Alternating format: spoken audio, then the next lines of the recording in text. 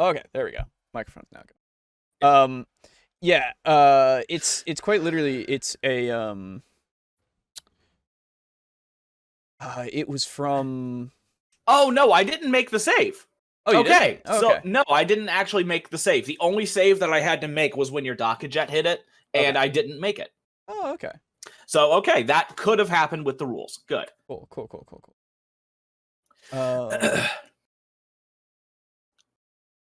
Yeah, that's all from a guy by the name of Ben Sound. Yes, Ben Sound. Ooh. But everyone. Oh, whoops. There we go. So yeah, we are live. We are here. We are ready to go. Let me get you the link to the. Aiden's not. No, he's not here. Not yet. Not yet. Okay. Chat is up. Chat is there for you. There we go. Okay. So hello out there. Welcome to TableTalk Discussion and Discourse. I, as always, am your host, Alejo, aka Great on95. And I am the father of Remaster, the unkillable Sworn Mine. I've just been watching that video. It's good. Just reliving the happiest moment, the happiest day of my life. It was great. It was really good. Hey, Vortexus. Hey, Draco Kraken. Hello. Hey, Mug. How's it going? Yeah. So, yeah. If you haven't seen that video, you should watch it. It's only 10 minutes. It's really funny. Yeah. Hey, Slay. Yeah, it was great. It was good to put together, and I'm glad it turned out about 13 minutes or so. Yeah. But yeah, it was a really good video, I think. Yeah. No, I think it came out great because I can barely watch videos that I'm in. Okay. I hate it. Okay, yeah, fair. And yet I can watch that and no problem at all. Hey, I've got your seal of approval. That's good. Yes. All right. So yeah, yeah. For those of you who don't know as well, bit of an announcement before we get into other things. Hey, Ratier, I don't know. What's up? I'm posting videos that we do onto our Patreon first before they go live onto the channel itself. That way you guys have some incentive as well there, and you get a little bit more from just not just our eternal gratitude, obviously. But yeah. So I think I don't know if it messaged you guys on the Patreon, those of you who are on it, if I posted stuff, but I'll keep doing that, so check it every now and again if you're a part of it, and yeah, you can get access to the unlisted videos until they go up, and I'm gonna plan on basically an hour or maybe a few minutes before they are scheduled to go up, that I'll then schedule them, which they'll go private for a little bit, and then be available for everyone. So Pizza Funk. Hello. Hello, Pizza Funk. Okay, so you got the email. Okay, cool. Good. I don't know how Patreon works that well. If that's not obvious. I just kind of put things on there.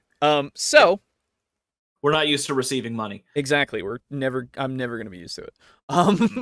So, before we get into the topic today, we are going to do some comments. There's only a few. 4 of them. One of them is yours. I've just realized. So yes, one of them is mine.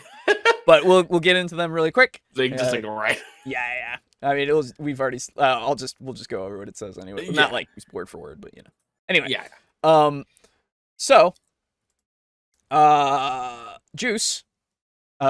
He commented onto the actual unlisted stream. He said, in listening back, it seems like Pathfinder 2e was looking at the D&D 5e PHB of sailors when they wrote their background information. It is almost exactly the same thing about the types of sea vessels, which, okay, sure.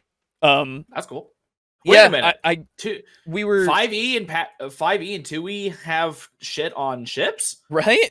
I didn't know that. this was quite literally, yeah, 5e has like prices for ships and that's it. Oh, I think you need, right, yeah. I think you need the Ghosts of Saltmarsh. I think that's the book that has more ship stuff. I think, but I don't know about 2e's stuff. Yeah, I don't know. I was just it just made me think of the really cool ship rules that they have in 7th Sea.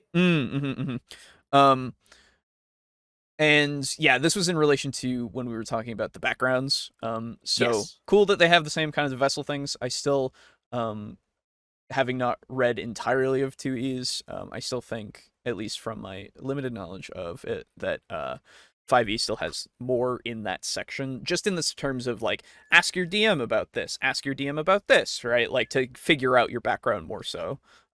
So yeah. Mog Zero says, I get every YouTuber will have a style of making content, but why the heck is almost half of Jay Scott's videos in a damn car?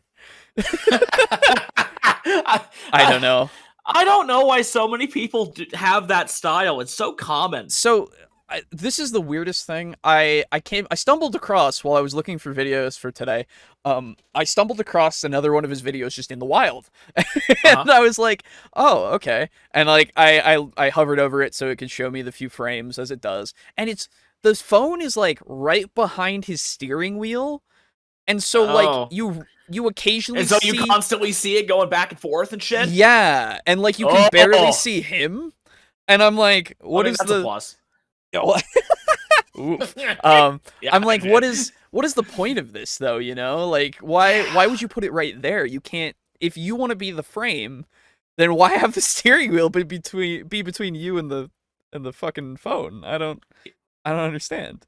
Yeah, but yeah, that's that.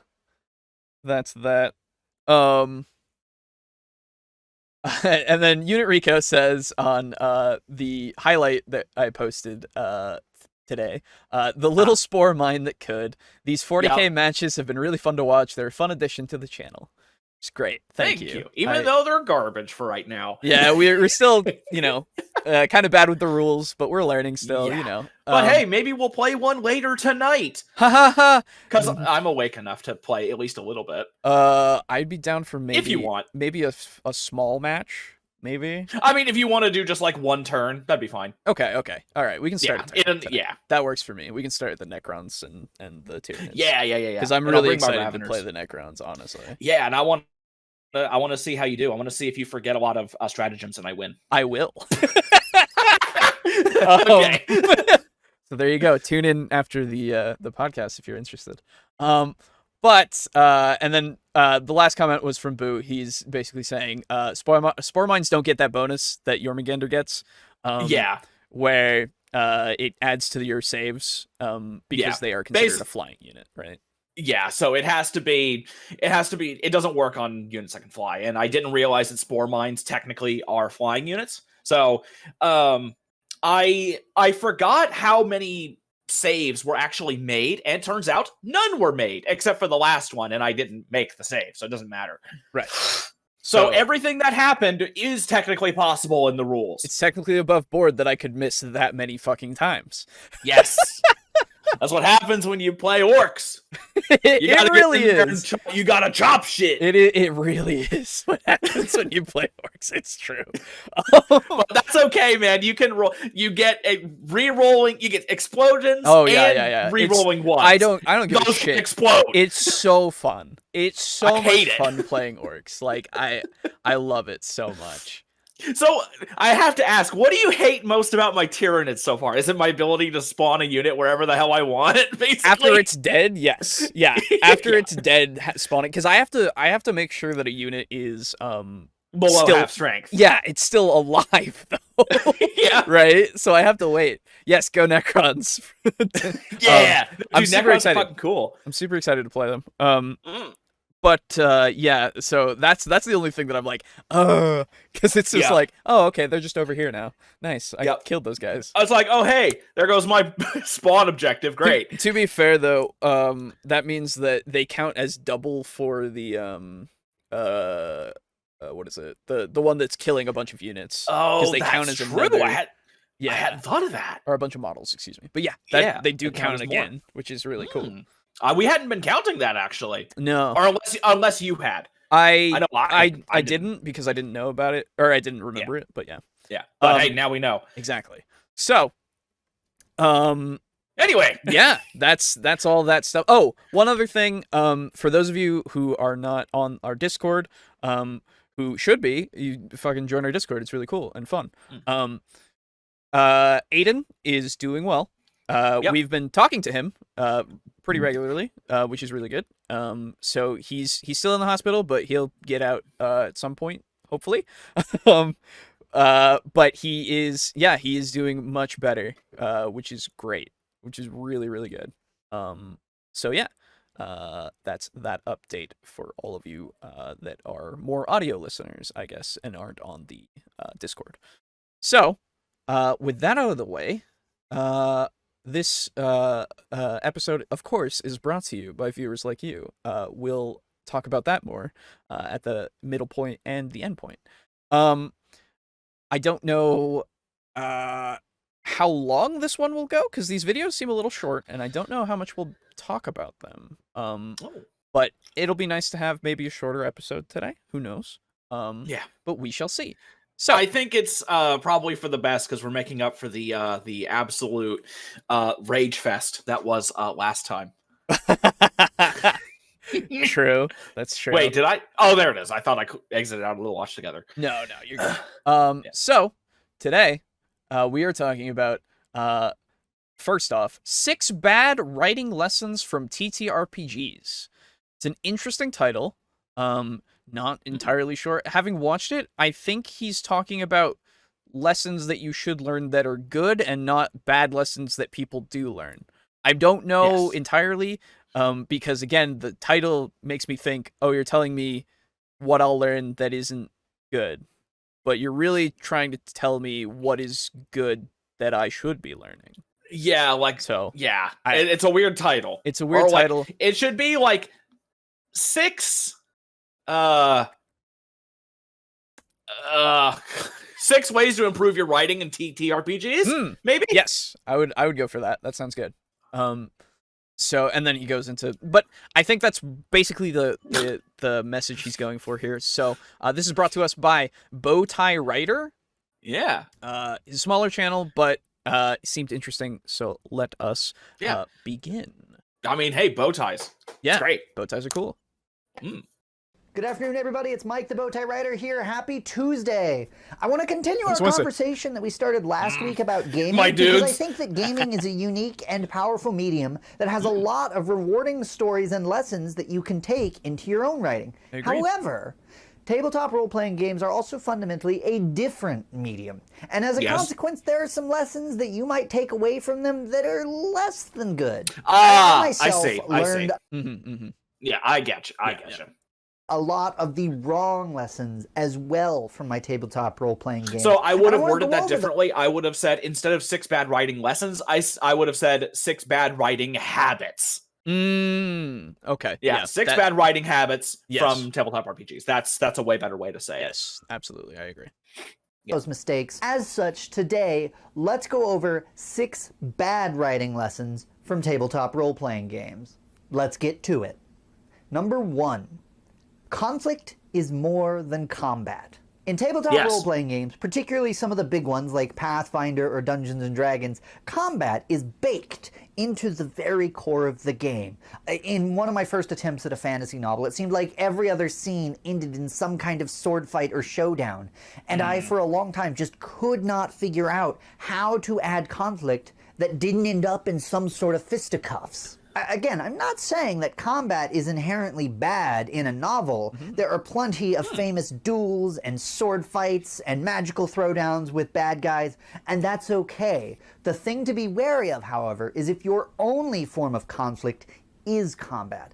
That's where it starts to become a problem in your writing, and you need to start trying to work on diversifying your forms of conflict.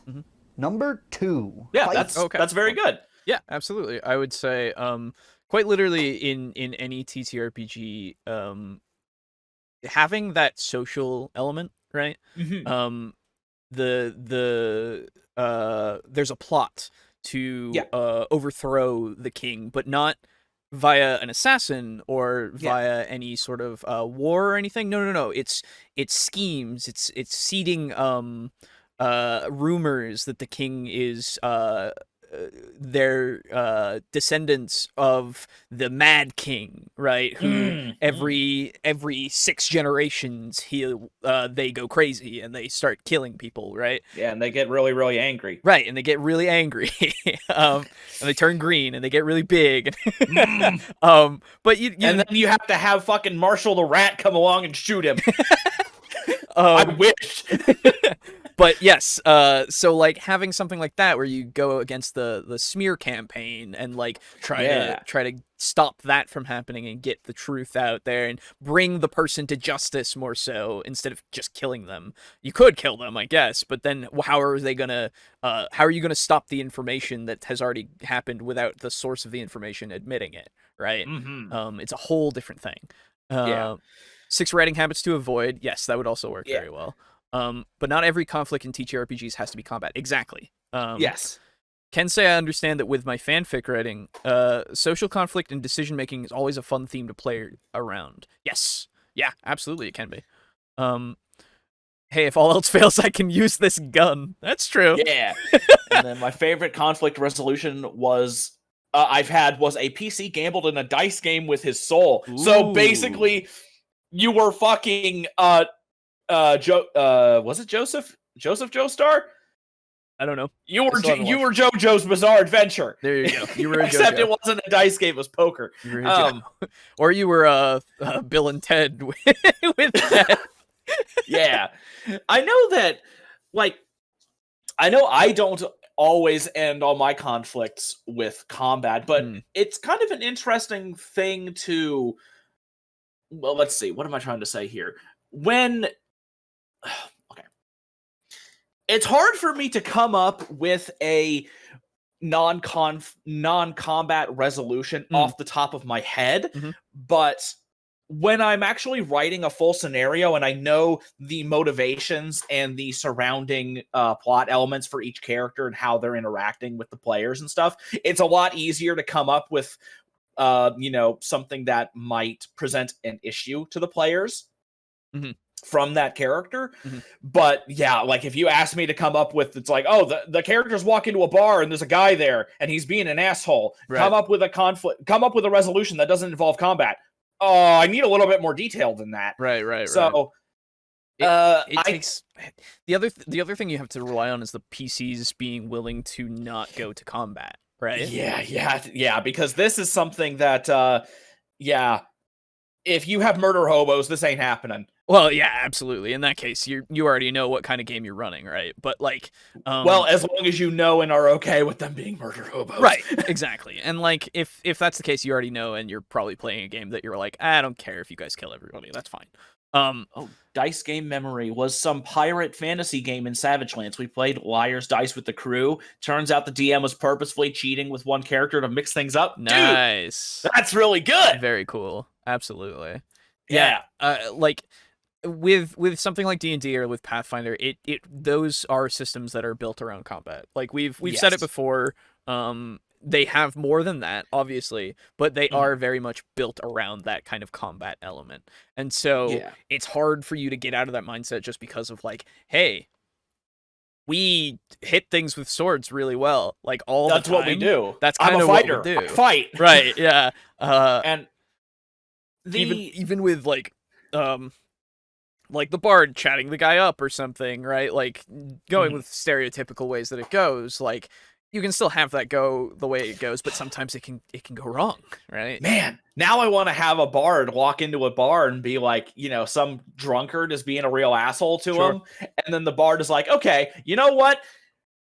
Like, let's not fight. Let's have a fucking dance off.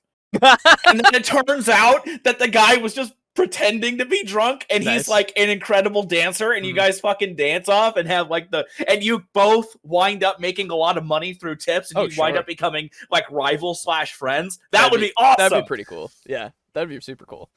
Yeah, it's like it's hard for me to construct at least thinking D&D wise, it's hard for me to construct from the ground up a scenario that doesn't end in combat. Yeah. But in systems like Call of Cthulhu, it can even be kind of difficult. Oh, absolutely. Not because Call of Cthulhu has a lot of combat, but it's hard to come up with something that will engage the players while also inconveniencing them, but not in an annoying way, if you know what I mean. So, oddly, I did that yesterday with my bard who wants to ruin another bard's reputation. There you go. Absolutely. Dude! Yeah. Like, getting into that kind of social fight, right? Like, it's a whole thing. Yeah. Oh, see? Okay. Oh, so you did that yesterday with are you currently playing that game still? Sorry, I have to ask this now. Yeah. In my Agents of Edgewatch, I ran a negotiation-like combat. Yeah. Oh, yeah. That's another thing that, like, a lot of, like, I feel like I could see that happening for, like, a court case, right?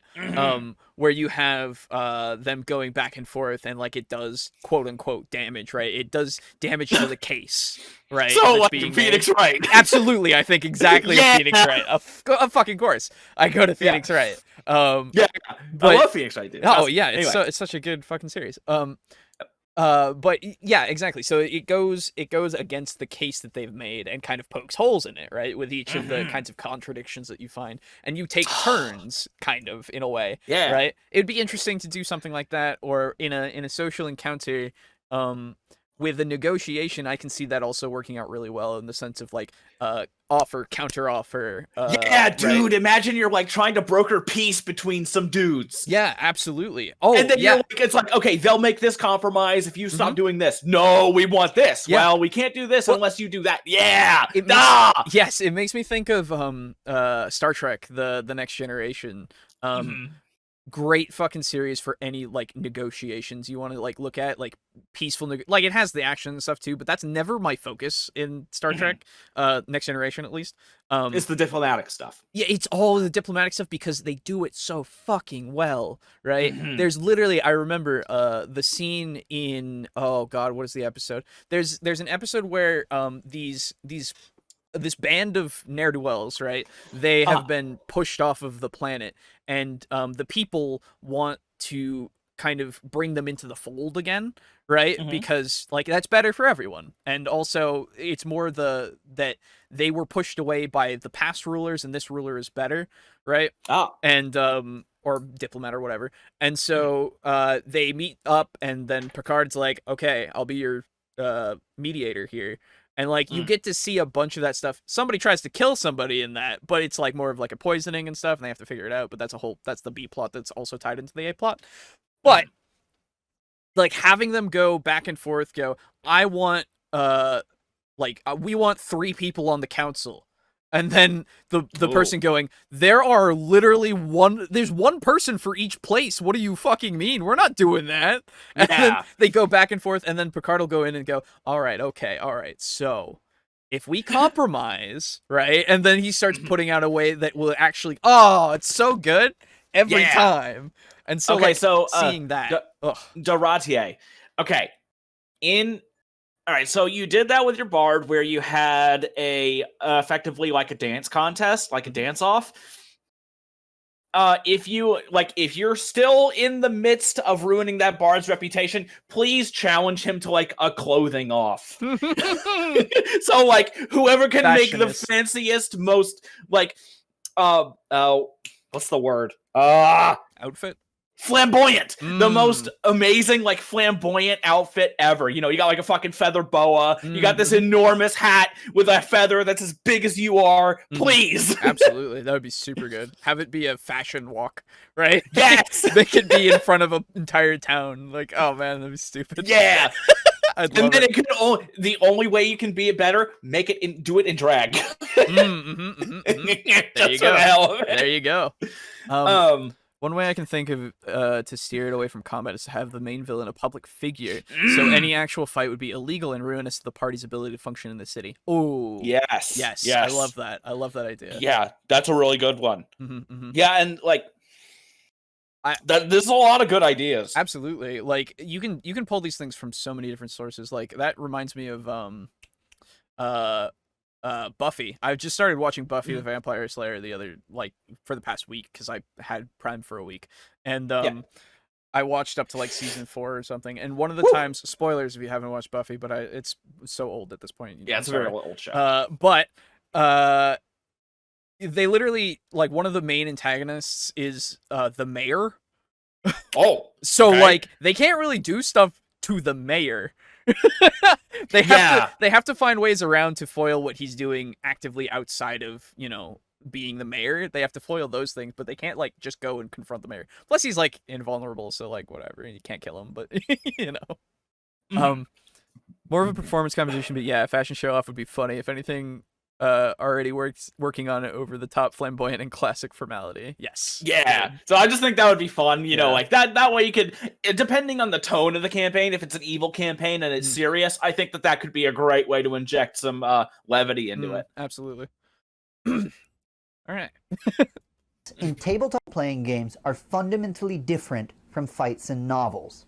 This is probably one of the starker differences between the two mediums. In a tabletop role-playing game, the purpose of a combat scene is to allow each character to use their individual skills that have been built up over the course of the game. It lets them feel awesome. The needs of a book, however, are very different. There, the purpose of combat is actually as a vehicle for characterization. Because the primary goal is to show us something about characters, the stuff that's not important, you just don't show us. You don't show the reader. That random longsword slash that just lowered the bad guy's HP by 15?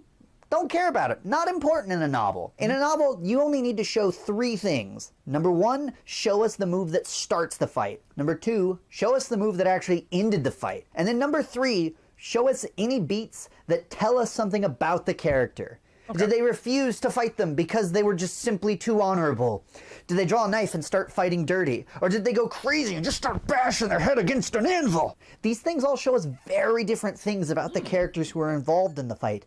And remember, that's the purpose of combat in novels. So just remember, when you're trying to write a fight scene in a novel, don't think of it like a tabletop role-playing game. Don't think of it like that at all. Instead, start thinking about what are the things you want to show us about those characters who are involved in that fight.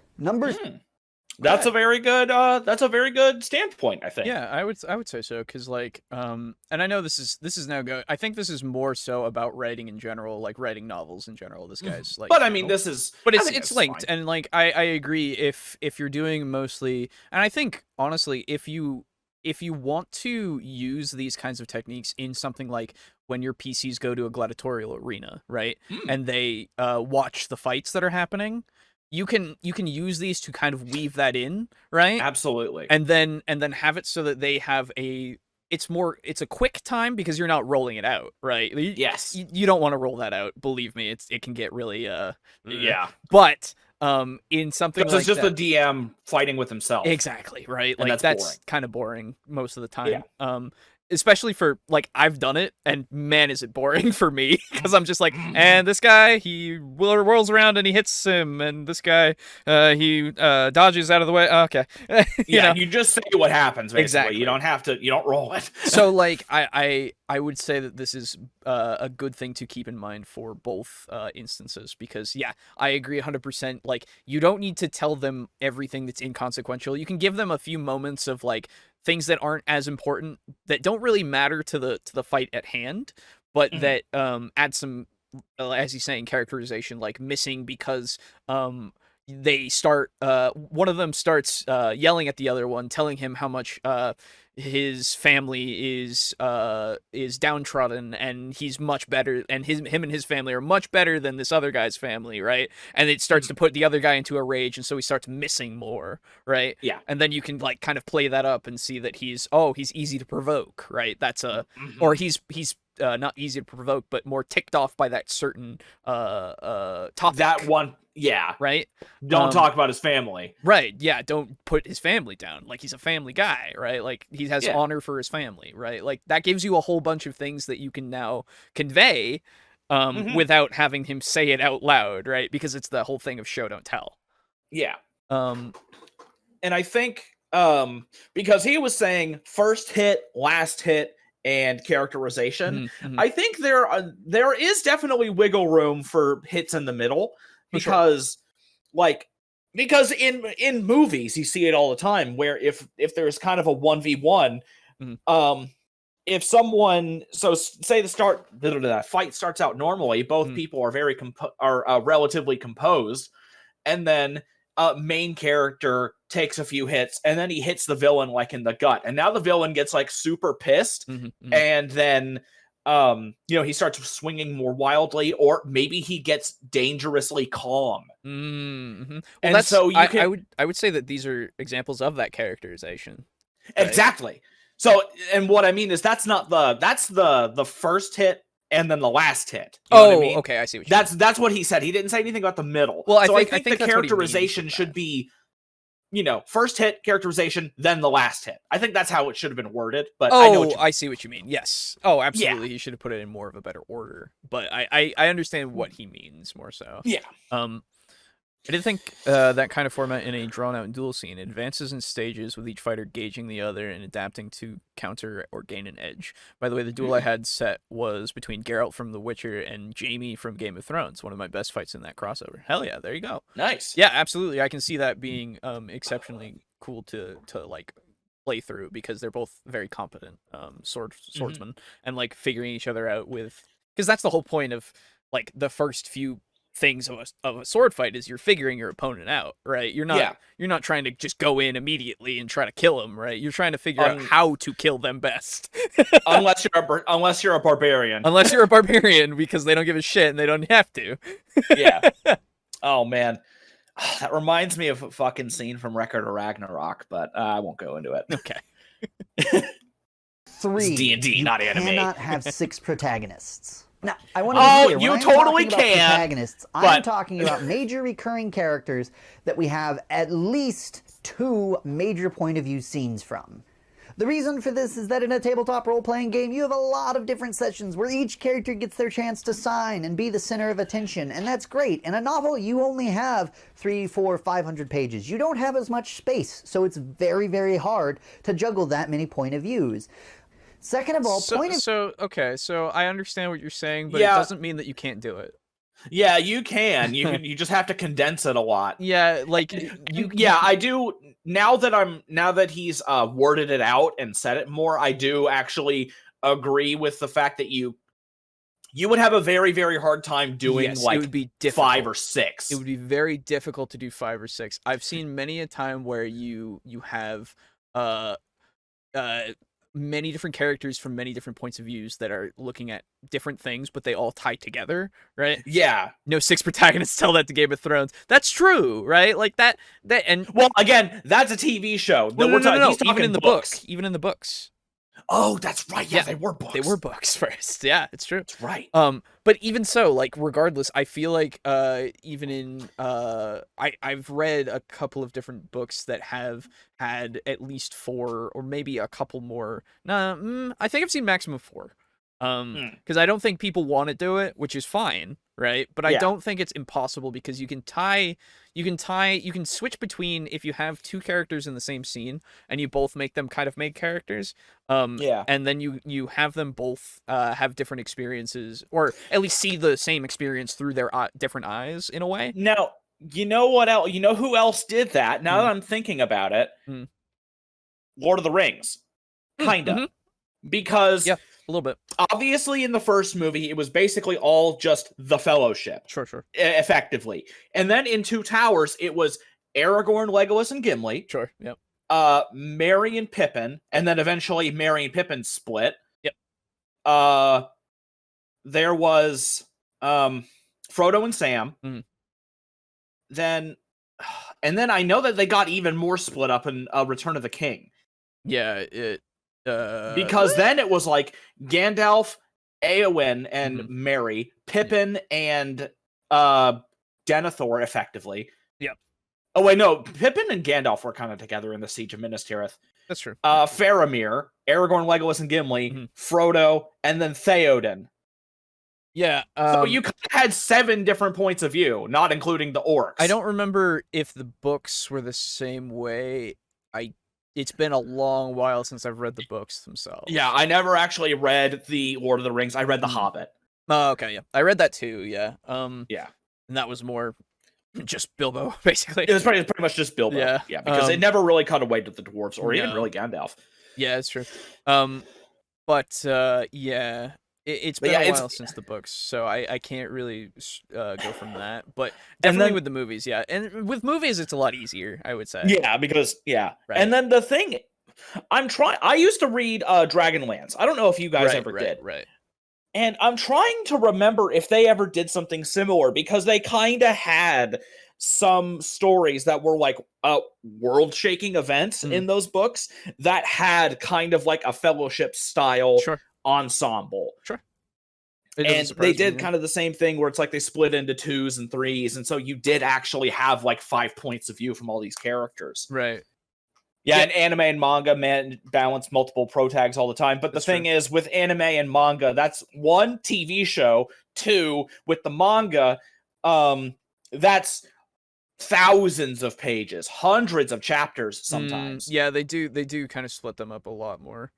Yeah, so like, and it's not that you can't do it in a book, but the point that he's trying to get across is that in a book, like a single novel, you only have a certain amount of pages, whereas manga can just, as long as it keeps getting funded, will just go and go and go and go. Yeah, you know what I mean? At least until the story's over. Yep. The Percy Jackson books did multiple protags quite well. I have never read them, but I've heard good things. First 3 books were like that. Okay. Gotcha. Yeah, dude. Dragonlance? Dragonlance is excellent. It's really good. That's what got me into like fantasy and shit. When I started reading them probably, how old am I now? 28? Dude, I know that feel. I probably started reading them like 15 years ago. I don't have any of my books anymore. Yeah. But yeah, they were really excellent. Yeah. Anyway. Reviews aren't free. There's a reader overhead because your readers have to keep track of all these different voices and tones and goals.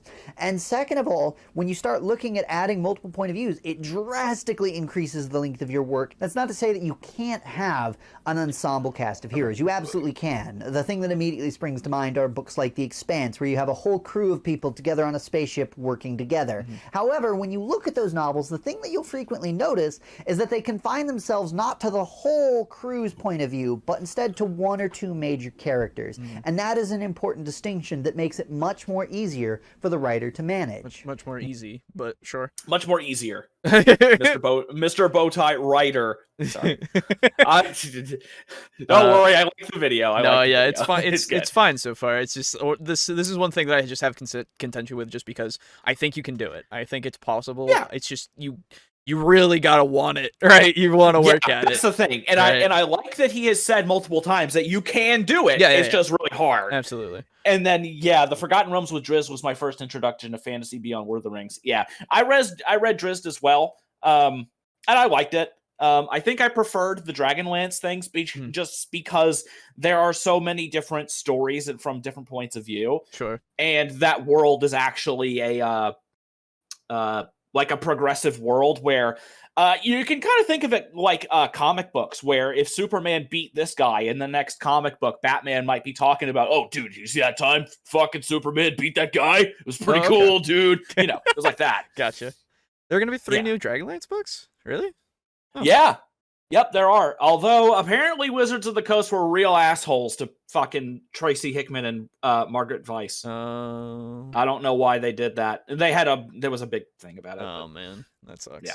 They were real assholes. There's also, like, the recent, like, people leaving from D&D Beyond. That was also a thing that was happening, apparently. Oh, really? Yeah, that happened really recently, and I don't know what that was about. I didn't look into it too much, but it was just a thing, and I was like, oh, huh. Weird. Yeah. Number 4, Blacksmith Syndrome. In a lot of my early D&D games, I was heavily influenced by video games. My NPCs in that game were just complete cardboard cutouts. They had no personality to them at all. But in a tabletop role-playing game, you can also kind of force that involvement. You can kind of force that character to be developed. If you're meeting that blacksmith that's just a cardboard cutout, your character can walk up and say, well, how did you get into blacksmithing? Tell me about your family. How's your husband or wife? You know, I don't judge. In a novel, your readers don't have that luxury. Just remember that in a novel, it's even more important because your readers are looking to you to immerse them into the story, and developing those side characters is an integral part of that. I would agree entirely. Yeah. In D&D, it's incredibly easy to like have your players just go, "Hey, what's your name?" Right? Yeah, To like, any of your NPCs, and then you go, yeah, that's why I Finn. started. His That is name why is I started Finn. compiling lists of names to be like, okay, what's this guy's name? It's this. No, it's a good thing to do. Like we've talked about it before. It helps Yeah. to add that because you want, like we talked about the making it feel like a living world, right? Like if you want to try to make it feel more like a living, breathing world, you want to have people that have names and they have stories. They are themselves people, right? Yeah. It is a good thing to do. Yeah, and that way, you know, you can easily write it down. It's like, what? It wasn't they met Butcher. It was they met the Imp and Spine Devil Butcher duo. That's right. Whatever their names are. And the fucking Spine Devil cooks meat by getting in the oven with fucking pieces of meat on his spines. He just chills in there. Right. Chills. Exactly. You know. Only a few pro tags must have never played or seen Final Fantasy VI. Dude, I love that game. Yeah. It's a great game. Yeah. I never finished it because the fucking final fight is so hard. Followed that well. I need a magic shop trader who had a role in the greater story of an adventure, sort of to explain how he was so knowledgeable and subtly aiding the party in their goals. Yep. So he was the potion seller? Potion seller. Yeah. I need only your strongest potions. Exactly. And like I have my dressed the guy who can make basically anything, who people can meet at points whenever, and like he's around, he does things, he only stays in some parts of the world, so he's not always available. Right? Yeah, to basically have a traveling merchant, and then it's like, okay, this week he's probably on the road here. Right. Next week he'll be around in this city. Exactly. And like he's in higher demand because again, he can make anything, but like he has knowledge of things if people want them. He's just very eccentric and people don't really want to talk to him very much. Or they really do want to talk to him. Mike the Liar from fucking Elder Scrolls. Right? Damn it, Aiden's not here. That's true. He would have gotten that. He would have. But yeah, like it's also like people do want to talk to him, but they don't ask him those questions because he is very knowledgeable. But he's so eccentric. They just don't want to deal with him. Well, no, they do, but they don't want to talk to him about shit that they're doing, right? Like they just want to talk to him. Yeah. And it's just like, I'm sorry. Okay. Oh, could we actually have a tiny little break? I just need to use the restroom. Oh, go for it. I'll talk to these people over here, you know. Okay. I apologize. I'll be back. Good. Go for it. Yeah. Yeah, my merchant did the same thing. It makes it easier for the group to get what they need and touch on story threads. Yeah, absolutely. Like, having something like, obviously, like, having them be in more of a, not main base, but having them have an easily accessible tavern or something where they can find rumors or talk to the barkeep who kind of gets more of that information from people, right? Like, have something where you have a believable person that can give this kind of information if the party even thinks about it, right? Don't force it on them. They're available. These people are here, right? They might think to go to a guard captain instead if they're in better terms with them, or if they might go to the local wizard, right? Because they would know a lot more about certain things, or right, like you have all these people around, and then you go, okay, you need information. What are you gonna do? Right? Like, who are you going to talk to? Like, you go out in the street and you start talking to every Joe and Jane out there, and then they go, maybe I know. I don't know. And we roll a thing, and then they might not. Yeah, so I think the other thing is for all of these side characters, right? Like he was saying, they all kind of, like I said before, everyone has a story.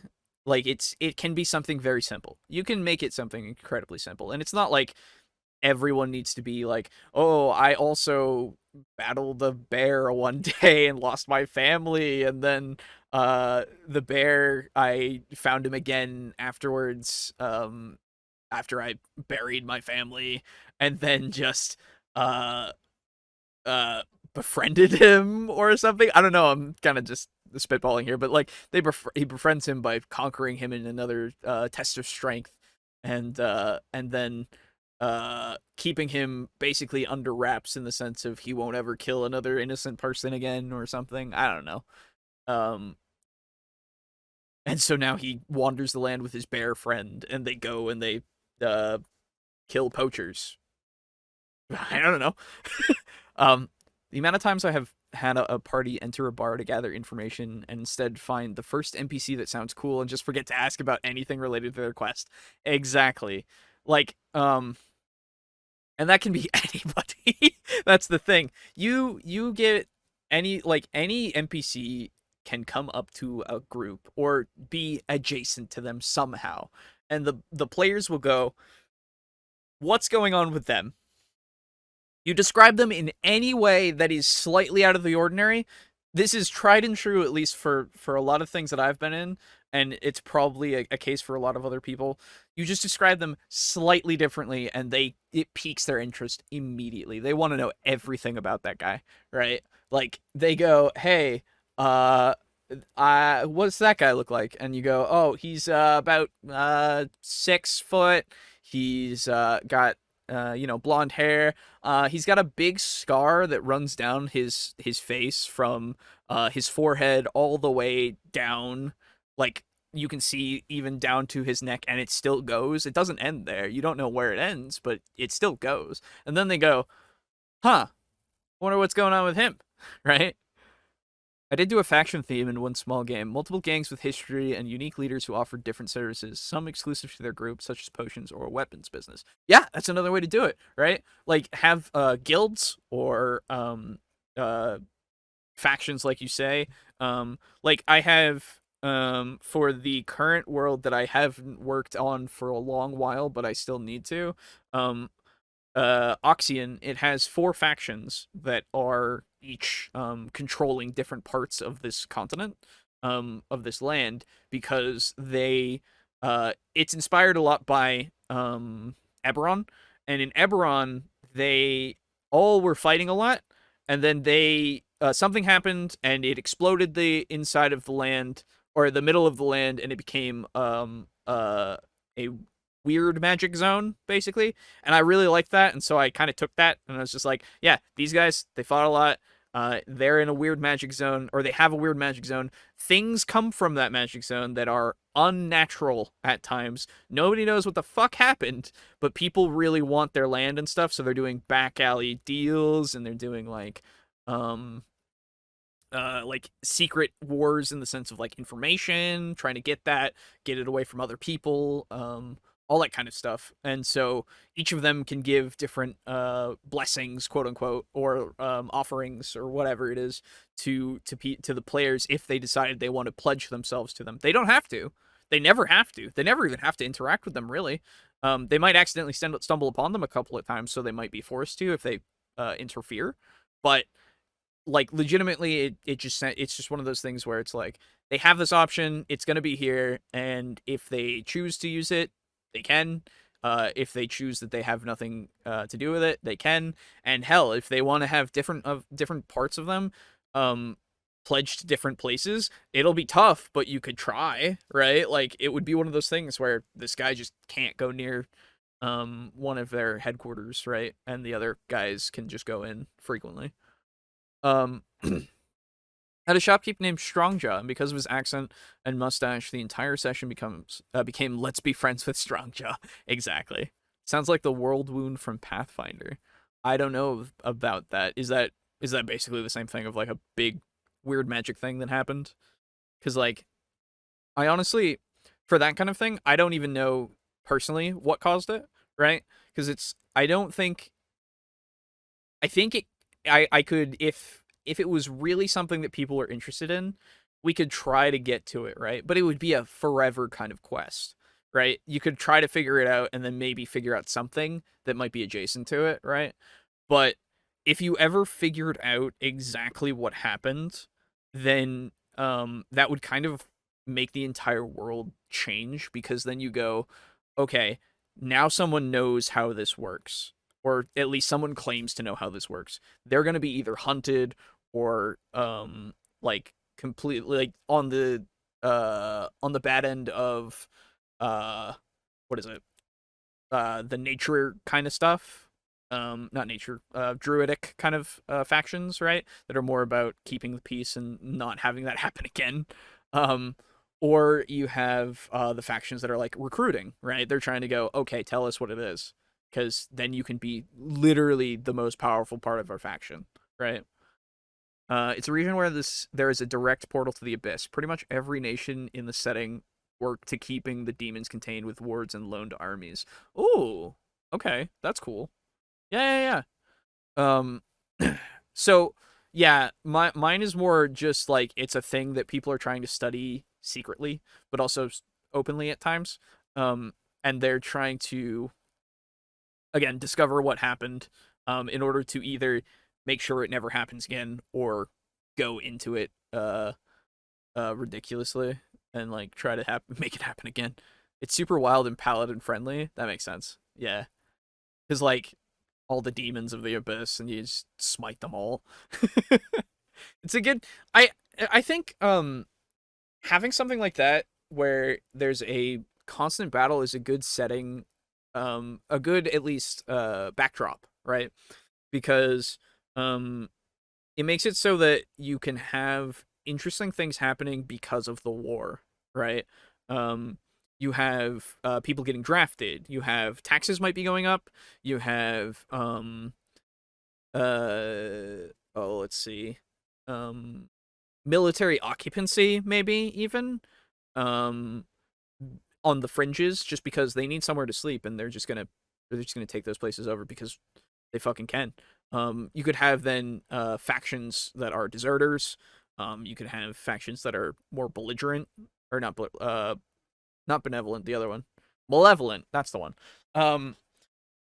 Because they're like, hey, die. Because this is stupid. We need to stop this, you know? I can't wait for Owlbear's video game for it to come out. Pathfinder Wrath of the Righteous. I've seen that around a lot. I've seen that on YouTube, like as in videos, and people are if you're curious, look up Wrath of the Righteous. It's a book campaign being converted into a video game later this year. Mythic levels and cool stuff such as becoming a lich, demi-lord, or angel. Dude, that sounds awesome. I still have yet to play Pathfinder Kingmaker, which I think just got the update a while ago that was like, hey, you can play it kind of more like Divinity. Is that a thing? Because if it is, I will play that more closer or sooner. Brain, hello. I can't think. Because that would be really fun. Because I think I really want to get into more of Pathfinder's like world, and I need to read it again, like actually, know more things about it, obviously, and play it more. But there's also like the video game, which helps with that as well. Kingmaker is very old school Icewind Dale style. Okay, play Kingmaker. It's turn-based mode, which plays more like the tabletop like visuals. Okay, yeah. Okay, so they do have the turn-based mode. Good, because it was real time before, and I'm way worse at real time. I can only really wrap my head around it in Total War Warhammer 2 these days, like real time stuff. I'm not good at managing that shit. I know you can pause during it, or at least when I was playing it, I know you could, but like my brain, it doesn't work. Yeah, Mog is correct. Okay, cool. Yeah. So, brain is dying. What was I gonna say? I was saying something else about words. No, it's gone.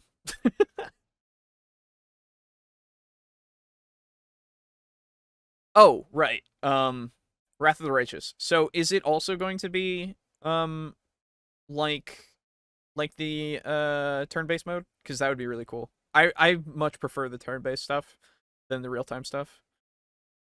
How do you use a mod to make Kingmaker turn-based? Okay.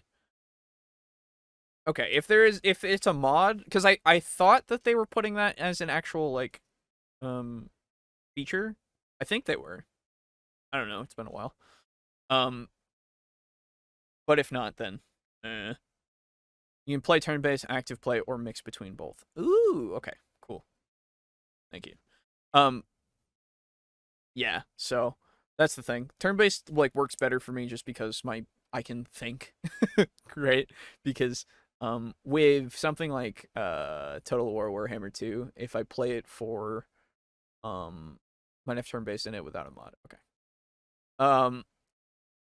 With something like Warhammer 2, that if I'm in a battle with 2 armies and they're both at full strength or 4 or anything really, I have to go pause and slow-mo with it because otherwise my brain just cannot think. Right? And even then I still forget about a bunch of units. But it's super fun. I fucking love that game. Great. Warhammer 3 is coming out, by the way. If that hasn't like gotten on your radar, Warhammer 3 is coming. And I'm so excited. Kislev, the bear riders, I'm so excited, dude. I love bears. Bears are great. It's a whole nother thing. I know we're now going into more like video game stuff, but still. Everybody started off as a mod. Alcat updated the game to have that feature properly added into Kingmaker. Gotcha. Cool. Then good for them, because I'm glad they did that. Because again, something like Divinity Original Sin 2, fucking fantastic time. We were playing that. Myself, Boo, myself, and Aiden, and No Nat Ones, Brogan. We were all playing it together, and we just never finished it. We really should go back to that. It was really fun. I want a Total War 40k. Dude. If only. I wish. I really don't know why they haven't done it yet. It would be interesting if they could. Like, I would play the fuck out of that. Oh, man. That'd be so much fun. Never use that mode, it's a nice option. Cool. I'm sorry. No, you're good. Don't worry. We went off topic and started talking about Total War. Okay. Maybe after the 3rd game? Dude, if they bring Total War 40k after Total War 3... I know! That would be great. That would be so good. I know. I want 40k to be Total War. That would be so much fun. Know. Yeah, they're gonna have to up the unit scale though. Oh yeah, oh absolutely. Like you can't have like 180 termagants. You need more like thousands, right? Yeah, dude, that'd be sweet. Ah, like one that's based off the tabletop. Yeah, absolutely, yeah, just like Warhammer 2. Total War Warhammer's based off the tabletop. Yeah, it's based off of Sigmar, which is no, great. Actually, it's based off of 7th edition. Oh, really? Okay, cool. Yep, I hope they don't change that, because if they put Sigmar stuff in, then people are going to be really upset.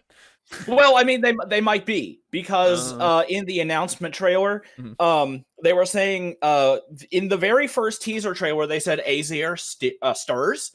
Okay.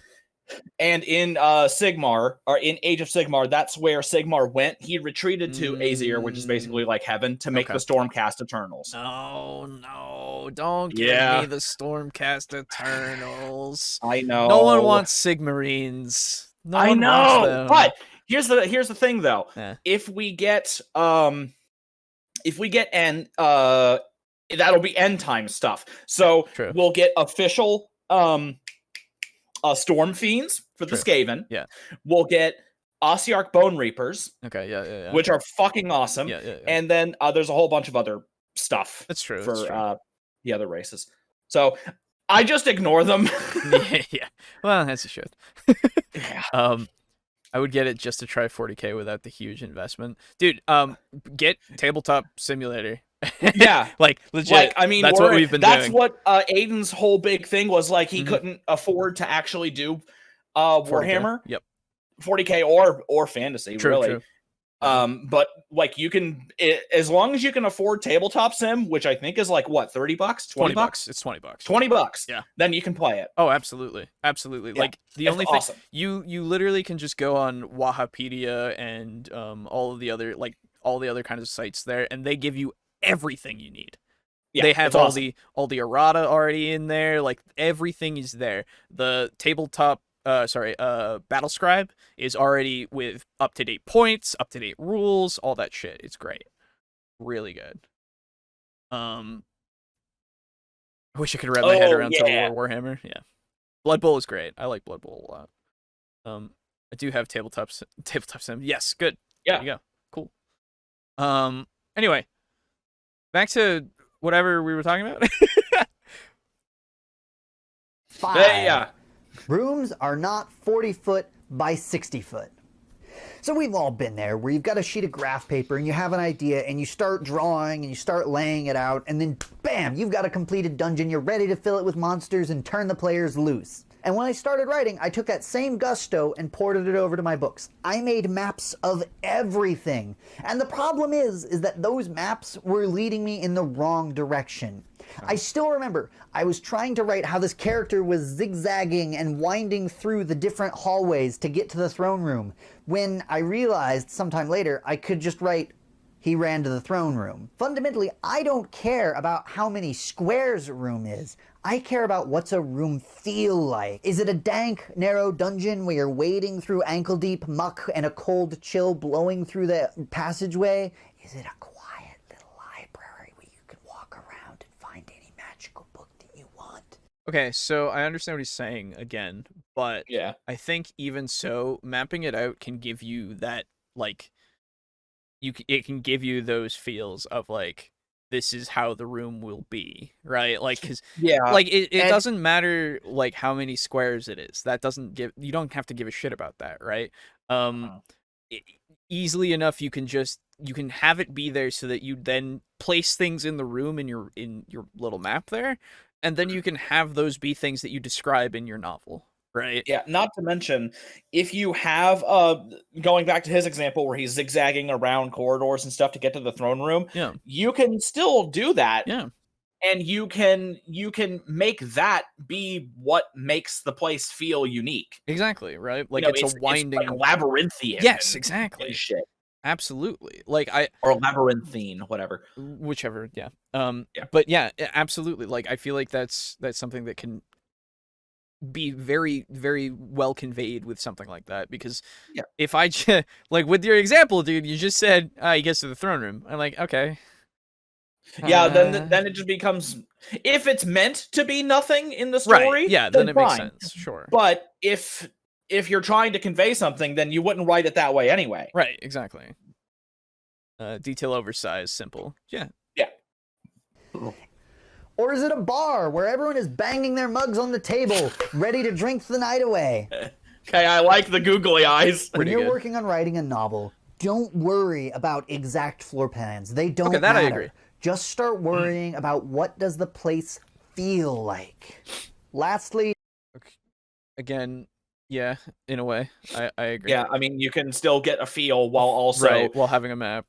Yeah, the thing is, if I'm trying to write a novel about a place that is going to be an important place, I would probably map it out so that I could have a better understanding of what I'm writing about. That way, it's a more concrete image in my mind. And let's also not...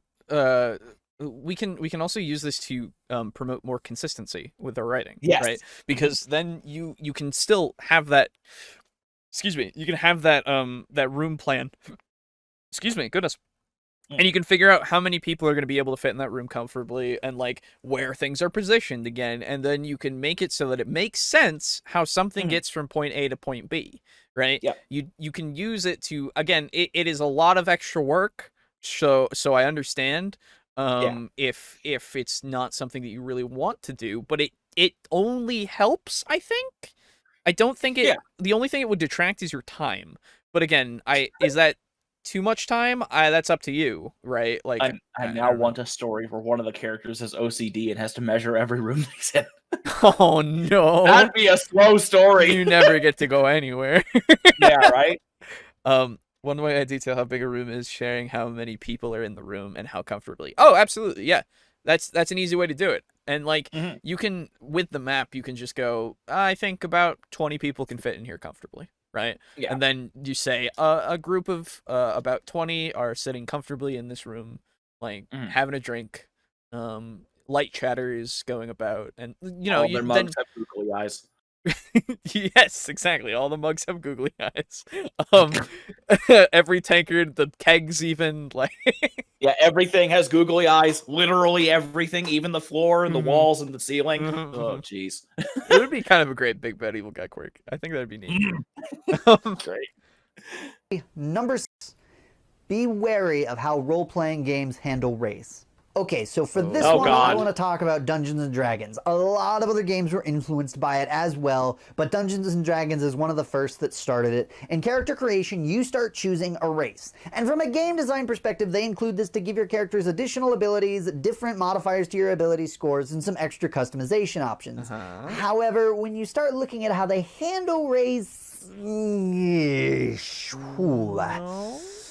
I'm not an expert in this by any means. I'm a white guy who's still trying to learn how to write diversity better. I'm not all the way there. Sure. I'm still trying to grow this skill set myself, and it's something that I'm just not really in a position to talk about.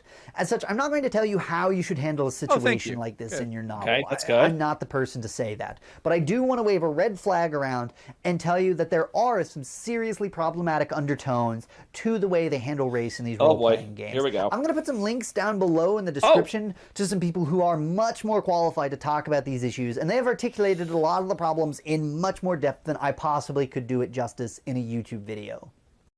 Well, D&D races aren't actually races, they're species. Yeah. That's also they're not even races or species, they're folks. Right. But they're folks now, that's true.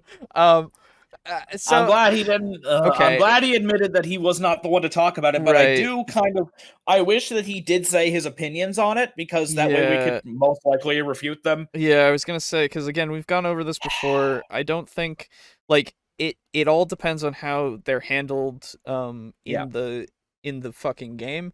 But we can agree that some species can be more evil. Yeah, that's a thing that can happen because it's fantasy. The thing is, you can actually have the they are born evil thing, because some people actually are. Right, in that kind of setting. Yes, but in Dungeons and Dragons, that actually can happen. Right, because literal evil exists. Yes. So absolute good and maybe not absolute good, but absolute evil does exist. Yeah, both exist. It is a thing that we can measure, right? Yes. And I understand if we want to go with I believe more in the idea of nurture or nature theme. That's fine. Absolutely.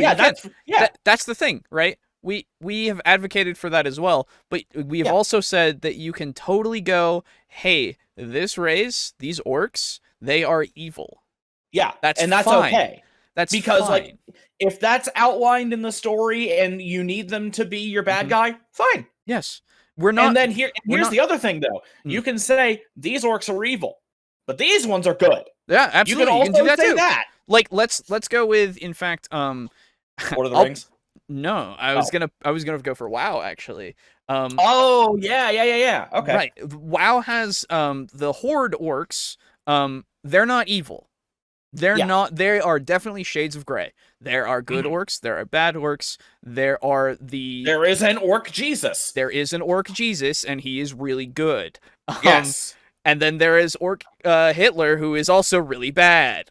He died. It's cool. Yes. Jesus killed Hitler. He did. It was pretty great. It was great. I was there for that. I was there for that too. It was pretty great. Yeah. But he also killed a giant fuck off dragon with a big fucking laser thing. Yes, he was did. Weird. But there are also the tribes of orcs that are quite literally devoted to evil as well. They are quite literally a part of that, but that is a whole spectrum. And again, race in D&D is not a thing that we are representing for race in the real world. Remember this, right? Because again, people in the real world are a bunch of different races, but we're all still people, okay? But still, we're all from different places, and we all have different skin colors and shit. The orcs are all a single species. Yes. They are just a bunch of different people. They are not humans, because humans exist that have different races. right? Yes. That is a thing. So Yeah. if you want to be actually racist with humans, go for it. Yeah. Like, that's a thing that you can do. You can also technically make them speciest against the orcs, right? That is another thing. It doesn't matter. It doesn't matter what the color of your skin is. It doesn't matter what you speak. I don't care if you say zug zug or fucking here we go. Or daka daka. Exactly. I don't care what you say. If you're an orc, you're evil. Exactly. It could be you're fucking xeno scum. And then you have those that are trying to, like, again, and then you have those interesting stories of those people that get over that inherent speciesism because they're now learning about those things. Because again, I know that people are really looking to try to put the sticks into D&D still. They're trying really hard to poke those holes, but let's be honest, again, fantasy racism. Like, I understand you can pull things from real life and use them for those species, right? And you can have them represented, but I don't see that with orcs, right? Yeah, like with the drow, I think an argument could be made more so with like misogyny, I guess.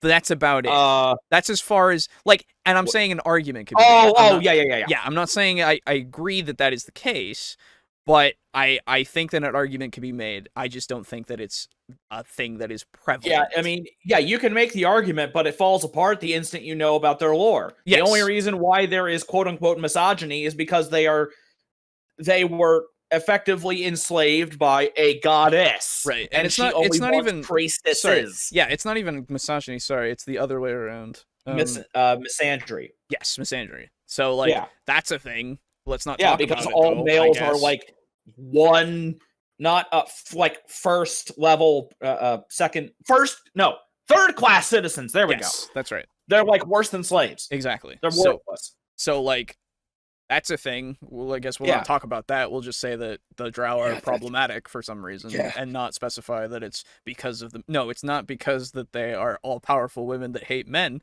No. It's because their skin is different. Yeah, right. Right. So let's just, anyway, we've talked about that before, and you can get our, and we've already given our thoughts on it, but to keep a long story short, no, exactly. And actually, you know what it reminds me, moving it away from that, there was another Dragonlance book where basically what happens in the world of Dragonlance, I'll spoil a little bit. It's not like it's not like really, really big spoilers, but this happens to the world. Yep. Basically, the world gets the gods lose the world. They lose it. They can't find it anymore. Okay. And they go quiet. And there's a period of time where magic doesn't work because the gods of magic aren't there. And like physically they are not there, and they physically cannot find the world to actually interact with it and give it their magic to it.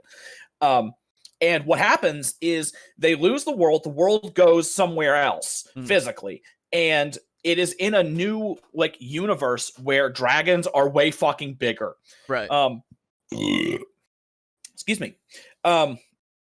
So what happens is the world gets moved, the world gets lost, and a bunch of dragons show up. And it's one representative from each of the chromatic dragons: white, blue, green, black, and red.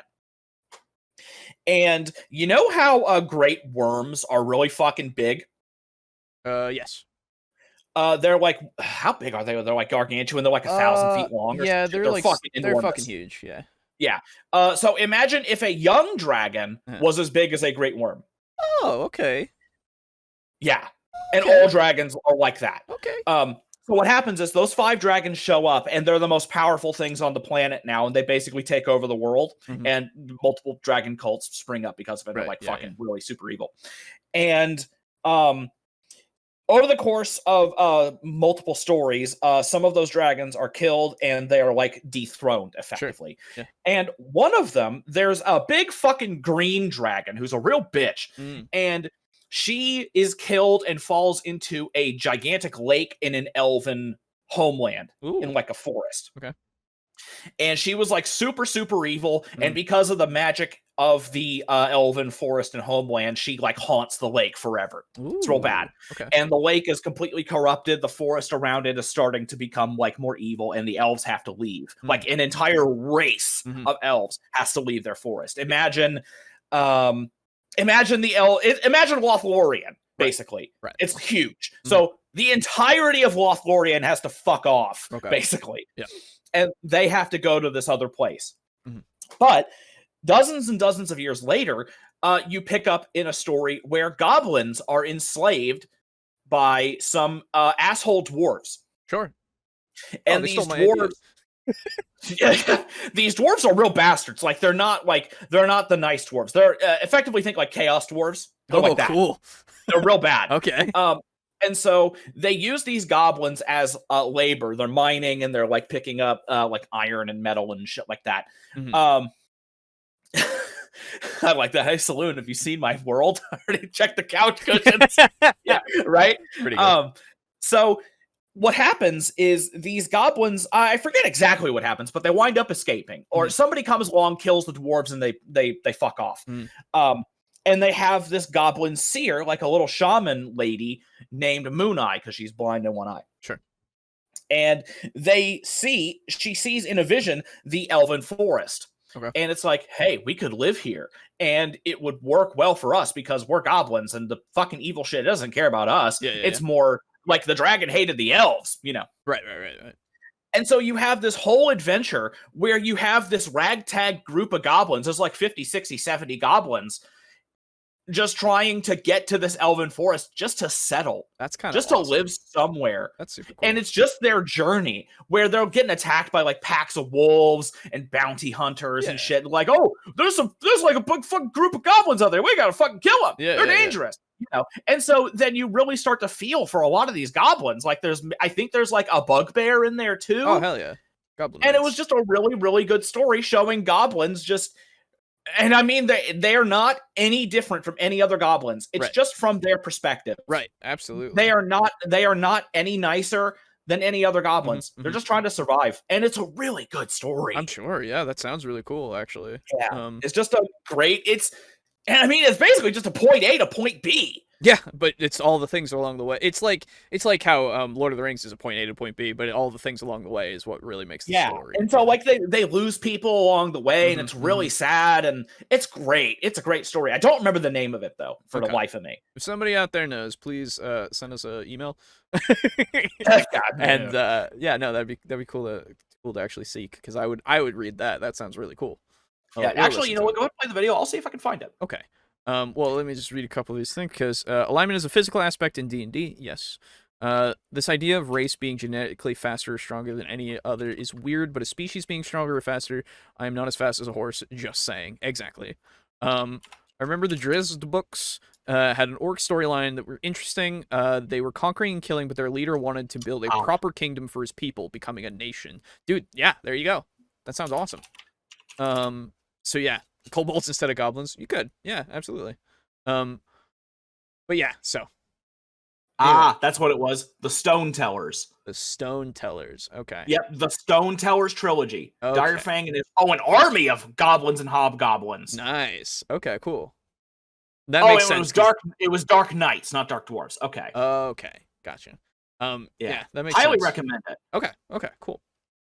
So yeah, and just to say as well, I think having more nuance with these kinds of races is a better idea than just saying one is evil and one isn't, because like making it so that like some of them are maybe rebelling, even like you can have your like demons and stuff and like things that are actually like pure evil, that's fine. But I think having everything else have like those shades of gray is just super more interesting. Like you can create way better stories with that. There you go. On Amazon, the whole thing is on Kindle. Each book is like $8. That's it. Oh, fuck yeah. Okay, cool. Yeah. Thank you. Man, The Rebellion, Death March, and Goblin Nation. All of them are 4.5 out of 5 stars. Hell yeah. Woo! There you go. Anyway, sorry. That's it. Went off on a Those tangent are on that the one. 6 bad writing lessons that I learned Guys, from they're tabletop monster role-playing racists. games. I hope you can avoid the mistakes that Oh. I did. What about you? Do you have any kinds of questions or lessons that you've learned from tabletop role-playing games, Okay. good or bad? Let me know down in the comments, or feel free to hit me up on Twitter. I'm at BowTieWriter. As always, if you liked what you saw, please feel free to like, share, and subscribe. That really does help me out. Oh, Okay, yeah. I'll put it in the chat then. My bad. Oh, yeah, do that. Yeah, There we go, because I just put it in Discord. There you go. There's the link to the whole Stone Tellers trilogy. I don't see it. I put it in live chat, not top chat. Yeah, I'm in the live chat as well. It might be that doesn't maybe it allow... doesn't work with. Oh, work put with something links. else so I can mod you so that you can just put links in there. That might be it. Okay. There you go. Oh, just say something. Yeah, just say something. Okay, hang on. And we miss you. There you go. All right. Okay. All right, there you go. So did that work that time? I see it. Let me click you and add moderator. There you go. So you should did it now pop be up able to. You should now be able to right now. Okay, so let me see. I'll go ahead and can I get rid of it? Because I'm trying to. I'll post it again. Boom. Yeah. How about now? There we go. Yeah, I see it. Okay. Because now it changed to an actual like clickable link. Yeah, it's not showing for me for some reason. Anybody, can you see this? That's Hello. really weird. It should. I'll put it in there too. Yeah, you just put it in there. Well, I didn't want to open that. I just wanted to copy that. There we go. Okay. Oh no, I can't see it either. What? Frozen spaghetti. He says I can't. He can't see it, and I also can't see what you posted. Great. Cool.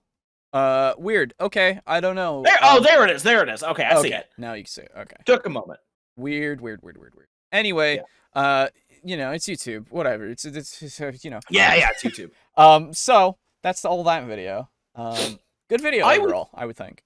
Yeah, I would say the thing that I learned from writing tabletop RPGs, my bad writing habit, is that I'm stuck on the whole you wind up saving the world thing. Oh, sure. I'm really bad about that. I need to get out of that, but man, it's just a habit. That's fair. I mean, yeah, and like I just like stories like that. That's fair, and there's nothing wrong with that, right? Like I think they're having things be at least I think it takes some skill to make a story that is like this is the best outcome, but it's not the best it could have been, right? Yeah.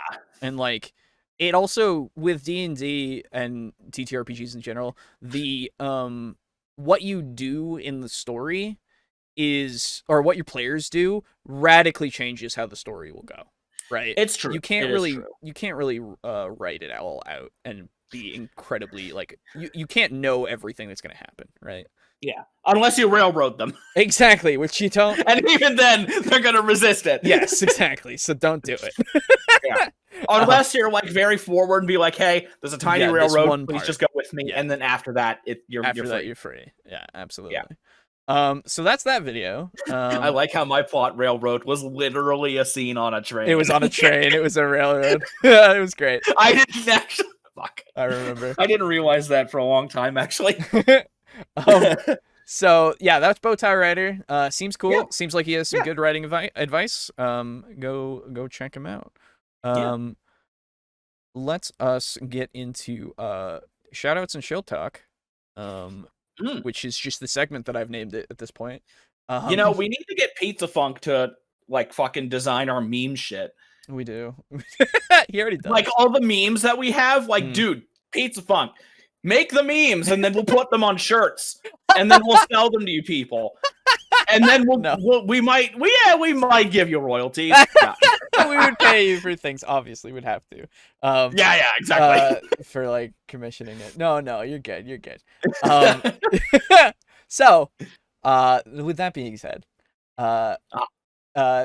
everyone, you know things about us. We are here. We do the show for you, and we are brought to you by our lovely patrons, as well as those of you watching who are not patrons. But right now, we must honor those patrons.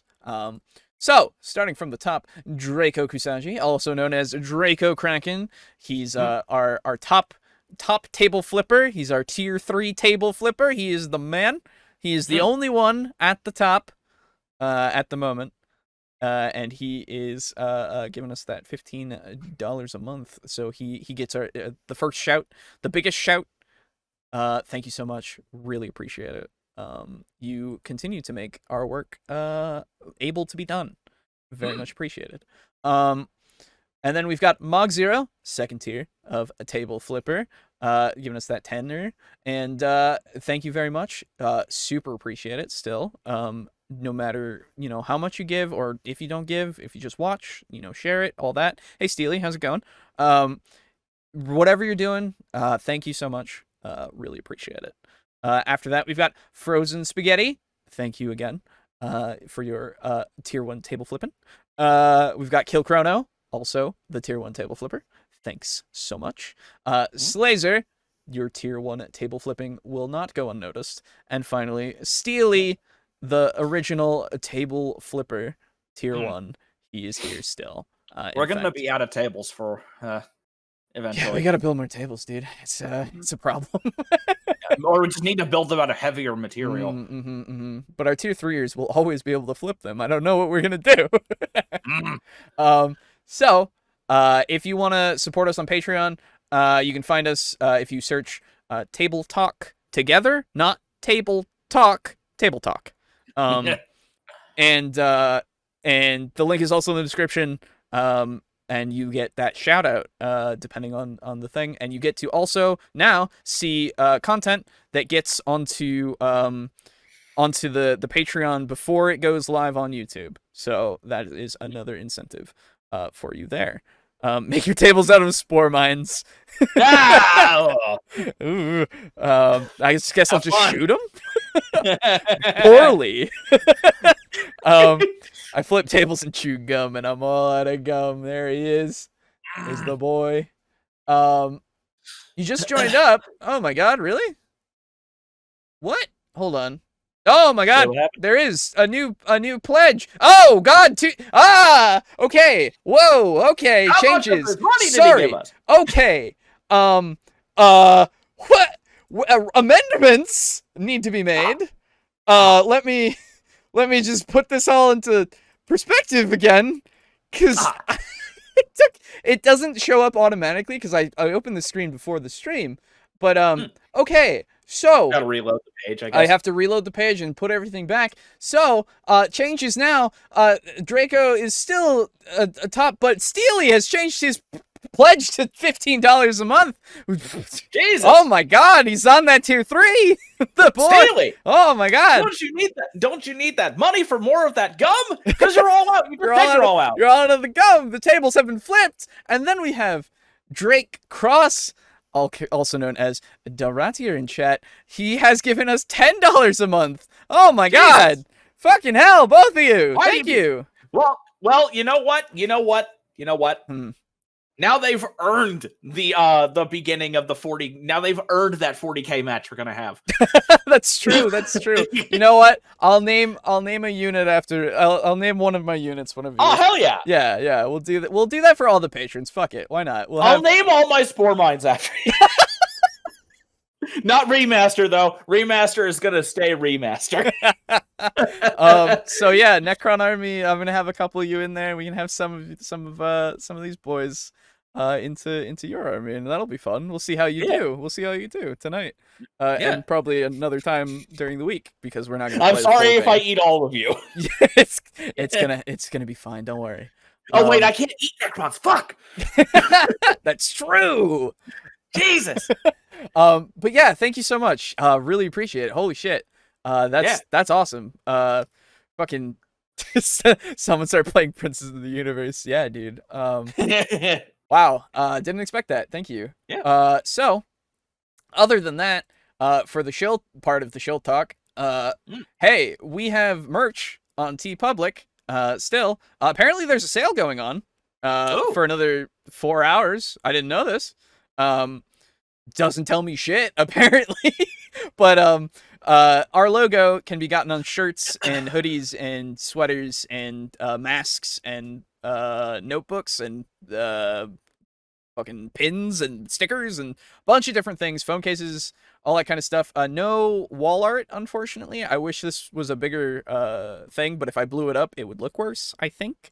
So yeah, mug has been dishwasher proof so far. Fucking sick, dude. That's awesome. I hope it continues to serve you well for the rest of your life, because like mugs are great. I love mugs. So there's that. Also in the description, it's on TeePublic. Check it out. Get something if you want a neato kind of thing. Hold on, manner of teas. Hell yeah. There you go. Aiden's not here. No, I know. So yeah, likes tea. I also like tea. Tea is good. I don't really like tea all that much. That's fair. Not everybody likes tea. So I'm Southern and I don't even like sweet tea. oh fuck sweet tea. Fuck sweet tea. I So know. hard. Oh God, sweet tea is It's so bad. Coming down to the South and like seeing everybody has sweet tea, I'm just like, Yeah, no, it's awful. It's so I bad. hate it. I don't understand. You know what's funny though? I actually really, really love the like Lipton powdered mixed sweet tea. Oh, really? Yeah, because it doesn't taste anything like brewed sweet tea. Gotcha. Okay. It just tastes like a sweet drink, effectively. Yeah. Okay. Okay. All right. Well, so that's all that.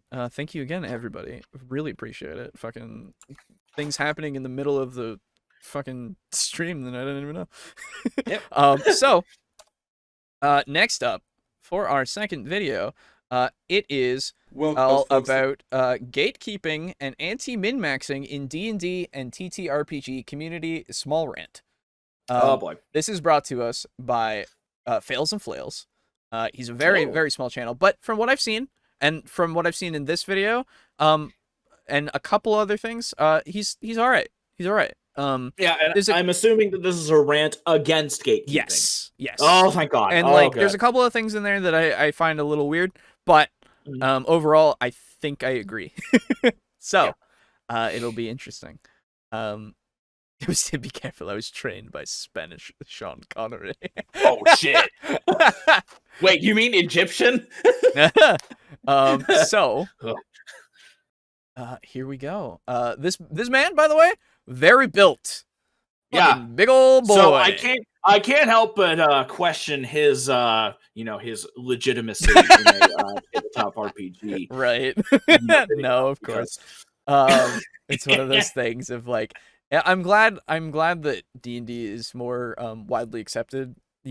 Since Critical Role, really, because like you have what is his name, Travis Willingham, a big guy who is voice actor of like a bunch of different like big dudes in video games and stuff, and like he loves D&D, and like you have all these people who also love D&D that are able to like say things and people don't fucking bully them anymore, which is really good. Yeah, because there's I think Critical Role really acted as a bridge between the two communities. Yeah, it's one of the best things about Critical Role. Absolutely. Yeah, it's great. Welcome back to Fails and Flails, folks. Today we're going to be talking about gatekeeping in the D&D and TTRPG. I like his hat. Now, if you don't know what gatekeeping is, this is essentially people who say that you're having fun the wrong way, that the right way to have fun or the right way to play is their way. These are the people who say you can't do X because you are Y or Z, and a number of other items, which obviously in any sort of community is a huge problem, if you ask me at least. And these are the people who just try to suck all the absolute fun out of gaming, which is what honestly D&D and other games like it are all about. Right off the bat, yeah. Fucking all the people that are trying to keep the people from like joining, or playing in certain ways, this is why we cover a bunch of videos that are absolutes, because absolutes are not something that really belongs.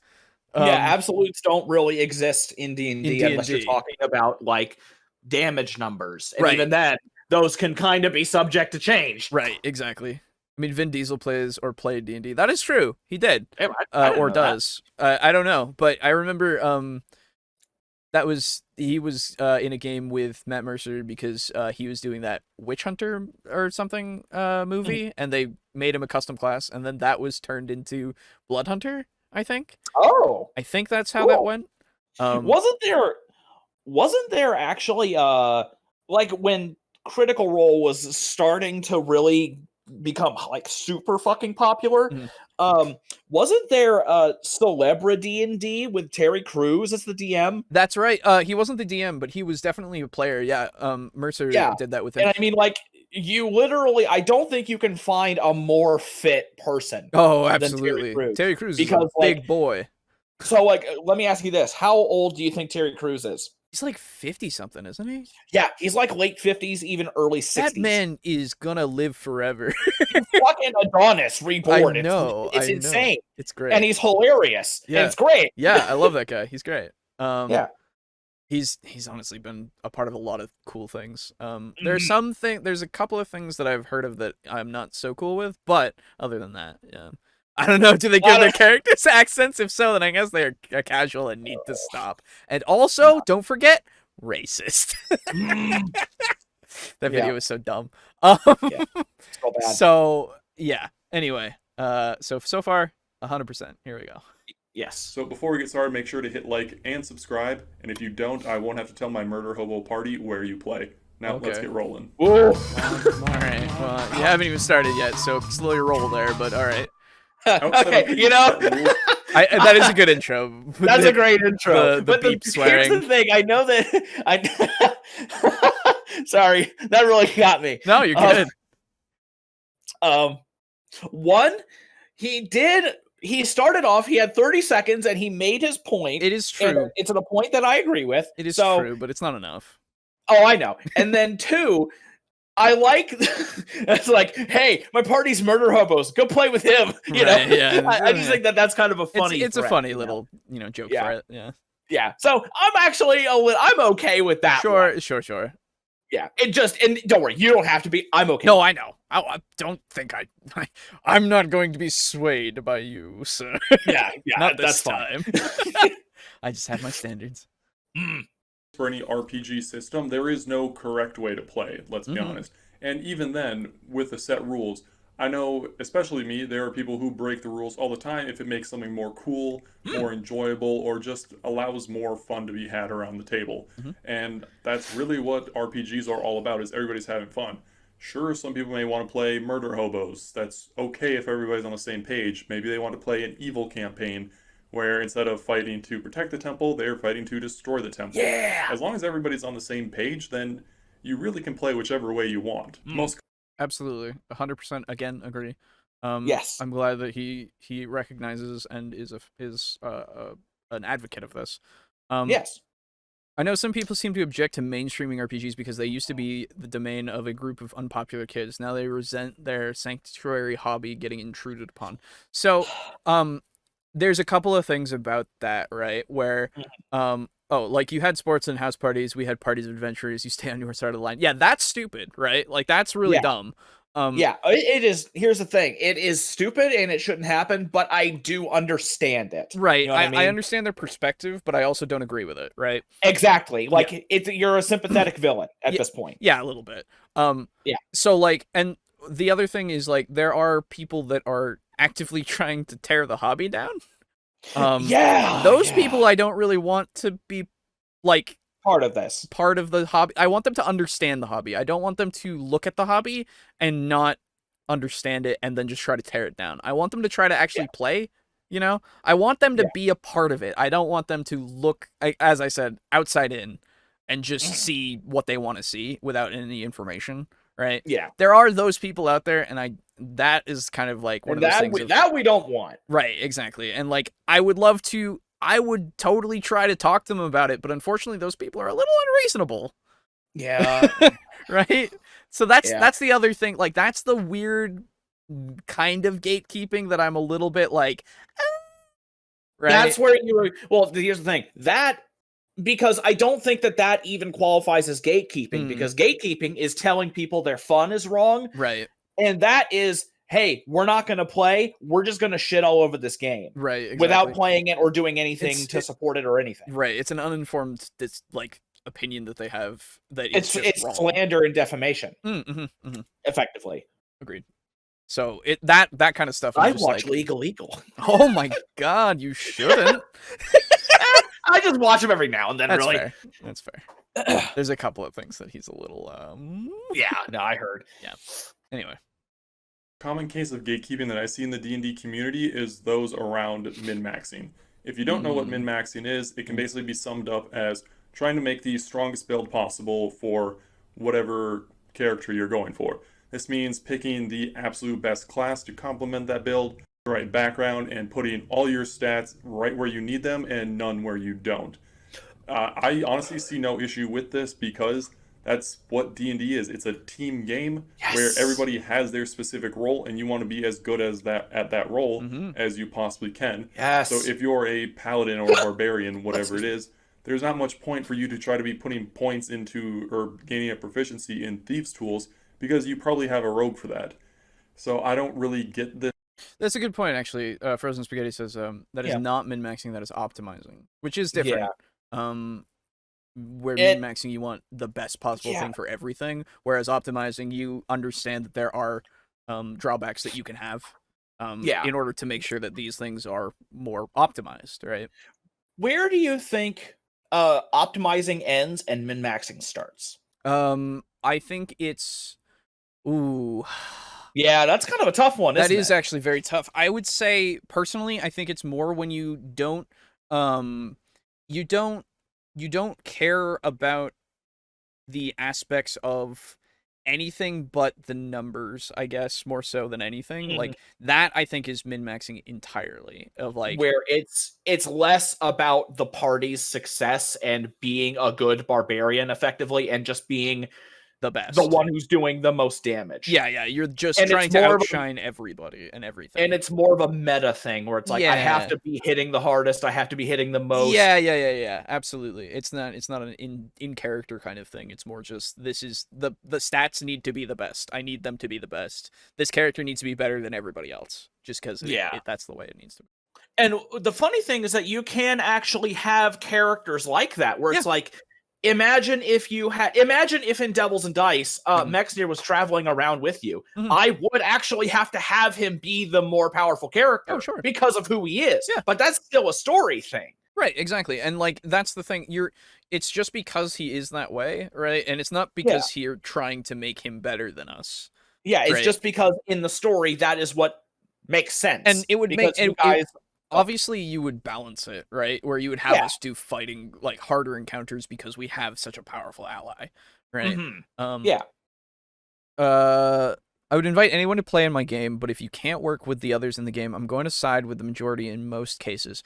Yeah, fair. It's one of those things where you just got to talk to the guy, right? Discussion with open and honest communication with your party and your table and everybody.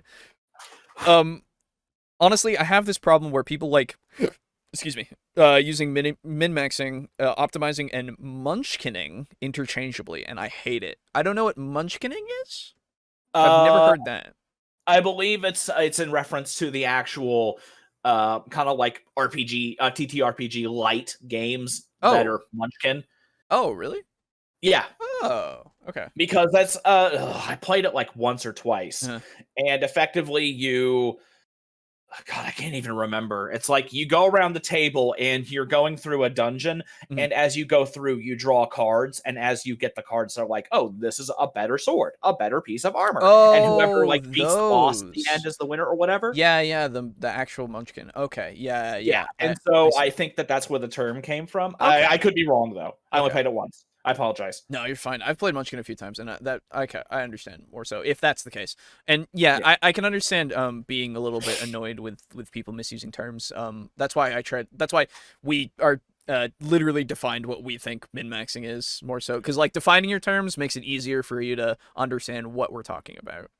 Munchkining is like exploiting rules loopholes. Okay.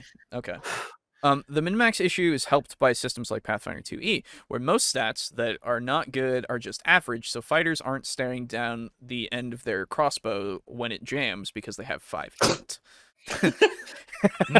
That's true. That's fair. Yeah. Why stick not go? Even with something like that, I feel like that can still lead to like character stuff, right? Like I don't know, like, and I'm not saying like it's not going to, like, min-maxing can't, like, yeah, absolutely, that's the thing, right? But with having your character with low intelligence, like, I think, did I ever talk about Ragnar? I think I talked about Ragnar once or twice. You probably did, but I can't remember it, so go ahead. That's fair. So Ragnar was made by one of my friends when we were playing in another game that was run by another one of my friends, and he was a he was a druid, but was a barbarian, basically.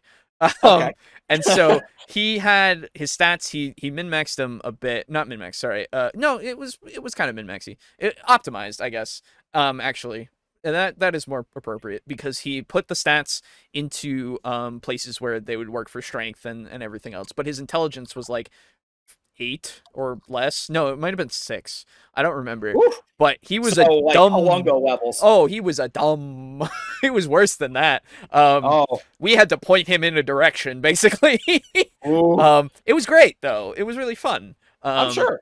Because it was, though, I imagine. Oh, it was the funniest thing ever. No, he loved it, because he loved Ragnar. Ragnar was really good at other things, like everything else. Okay. Ragnar was pretty good. He just didn't have the brain for it, right? Yeah. And so we literally had Ragnar, the guy who couldn't fucking understand how social etiquette worked at all. He was leading us through the forest because he was really wise. Like, he knew how to do survival checks and shit. Like, he was our guide, and if he lost attention, that's fucked. And like, we followed him because we trusted him because he understood this shit. But we'd follow him regardless because he was the best at it, but he was an idiot, so we had to trust him. Nice. Ragnar was great. So like stuff like that. Like stuff like that is really fun to do, and I don't know if it's a problem necessarily in TTRPGs when you have that kind of thing happen a lot. Yeah, I guess it just depends, like most things. Yeah, exactly. So I don't know. That's awesome. Yeah, it's great. I often have the rule at my table: if you tell me you're going to min-max, then I have to go ahead and exploit that min. Oh, yeah. Oh, fair enough. Yeah. That's a very good point. That makes total sense. Like, I feel like with something like when you optimize yourself in a certain way, and you have all these stats that are pretty low, whatever you have to roleplay that shit out, right? Like, yes. There's I think it's a problem if it's not done for RP reasons, perhaps. I just wonder what Draco said. Yes. I think so too, yes. If RP isn't like ever considered in this, like you just kind of act like the same guy, but you just have the lower stats, like you don't care about them, then it's a problem, right? Yeah.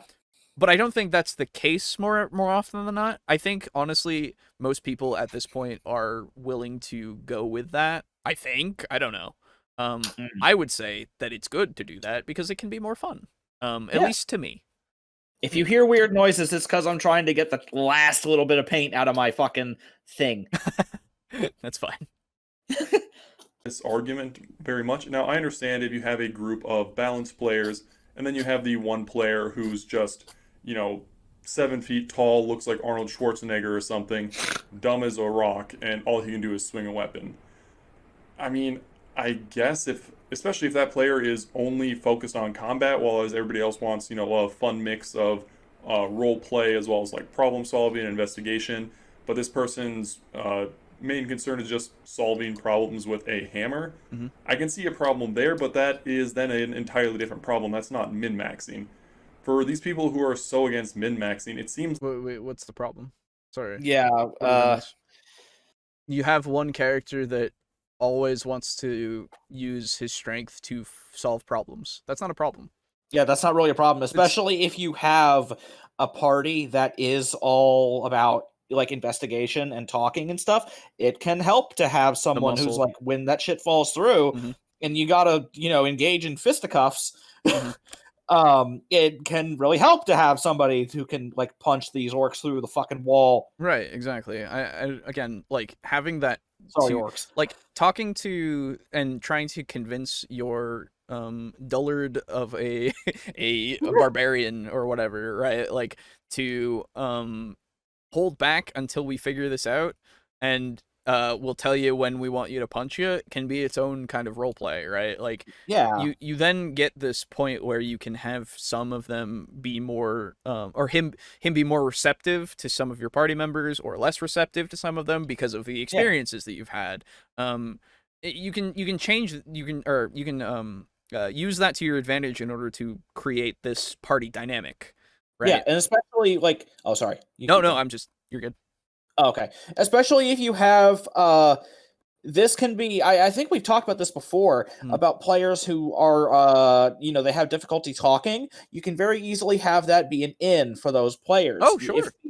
If you have the big brute, who does like everything through fighting and shit, you can very easily have it be, me not know. Hey, smart guy who doesn't talk very much. What think I should do? And then you can get that opinion from them in character, and you give them a chance to speak, and you can do that. Yeah. It's a great way to encourage talking from people who are either new to the hobby or just bad at speaking up, because there are always people who, I'm one of them, where if someone's talking, I usually quiet down and listen, because it's how I was raised. I wasn't really raised to interrupt people every 5 seconds. So I've become more of an asshole as I grow older, and I interrupt people a lot. It's great. Yes. So I play characters that also interrupt people sometimes. Yes. It's pretty good. Sometimes. A lot of the time. There we go. I remember one game my players min-maxed so much, they always won an initiative, so I made some special creatures to break that streak. They complained not going first, and I nearly dropped that game. That sucks. Ooh.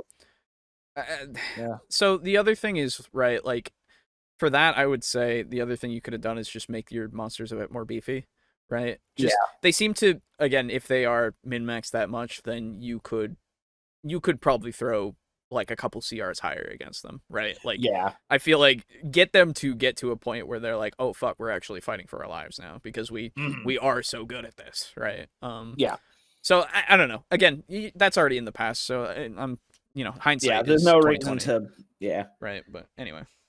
Yeah. That the builds that they want to make are a wizard with 6 intelligence and 18 strength. I know I actually made a video on that not too long ago. Muscle wizard? Again, I really only made that for laughs. But yeah, these are the people who think that, well, if you're a paladin, then you should have low charisma and low strength and low constitution. But you're apparently very smart.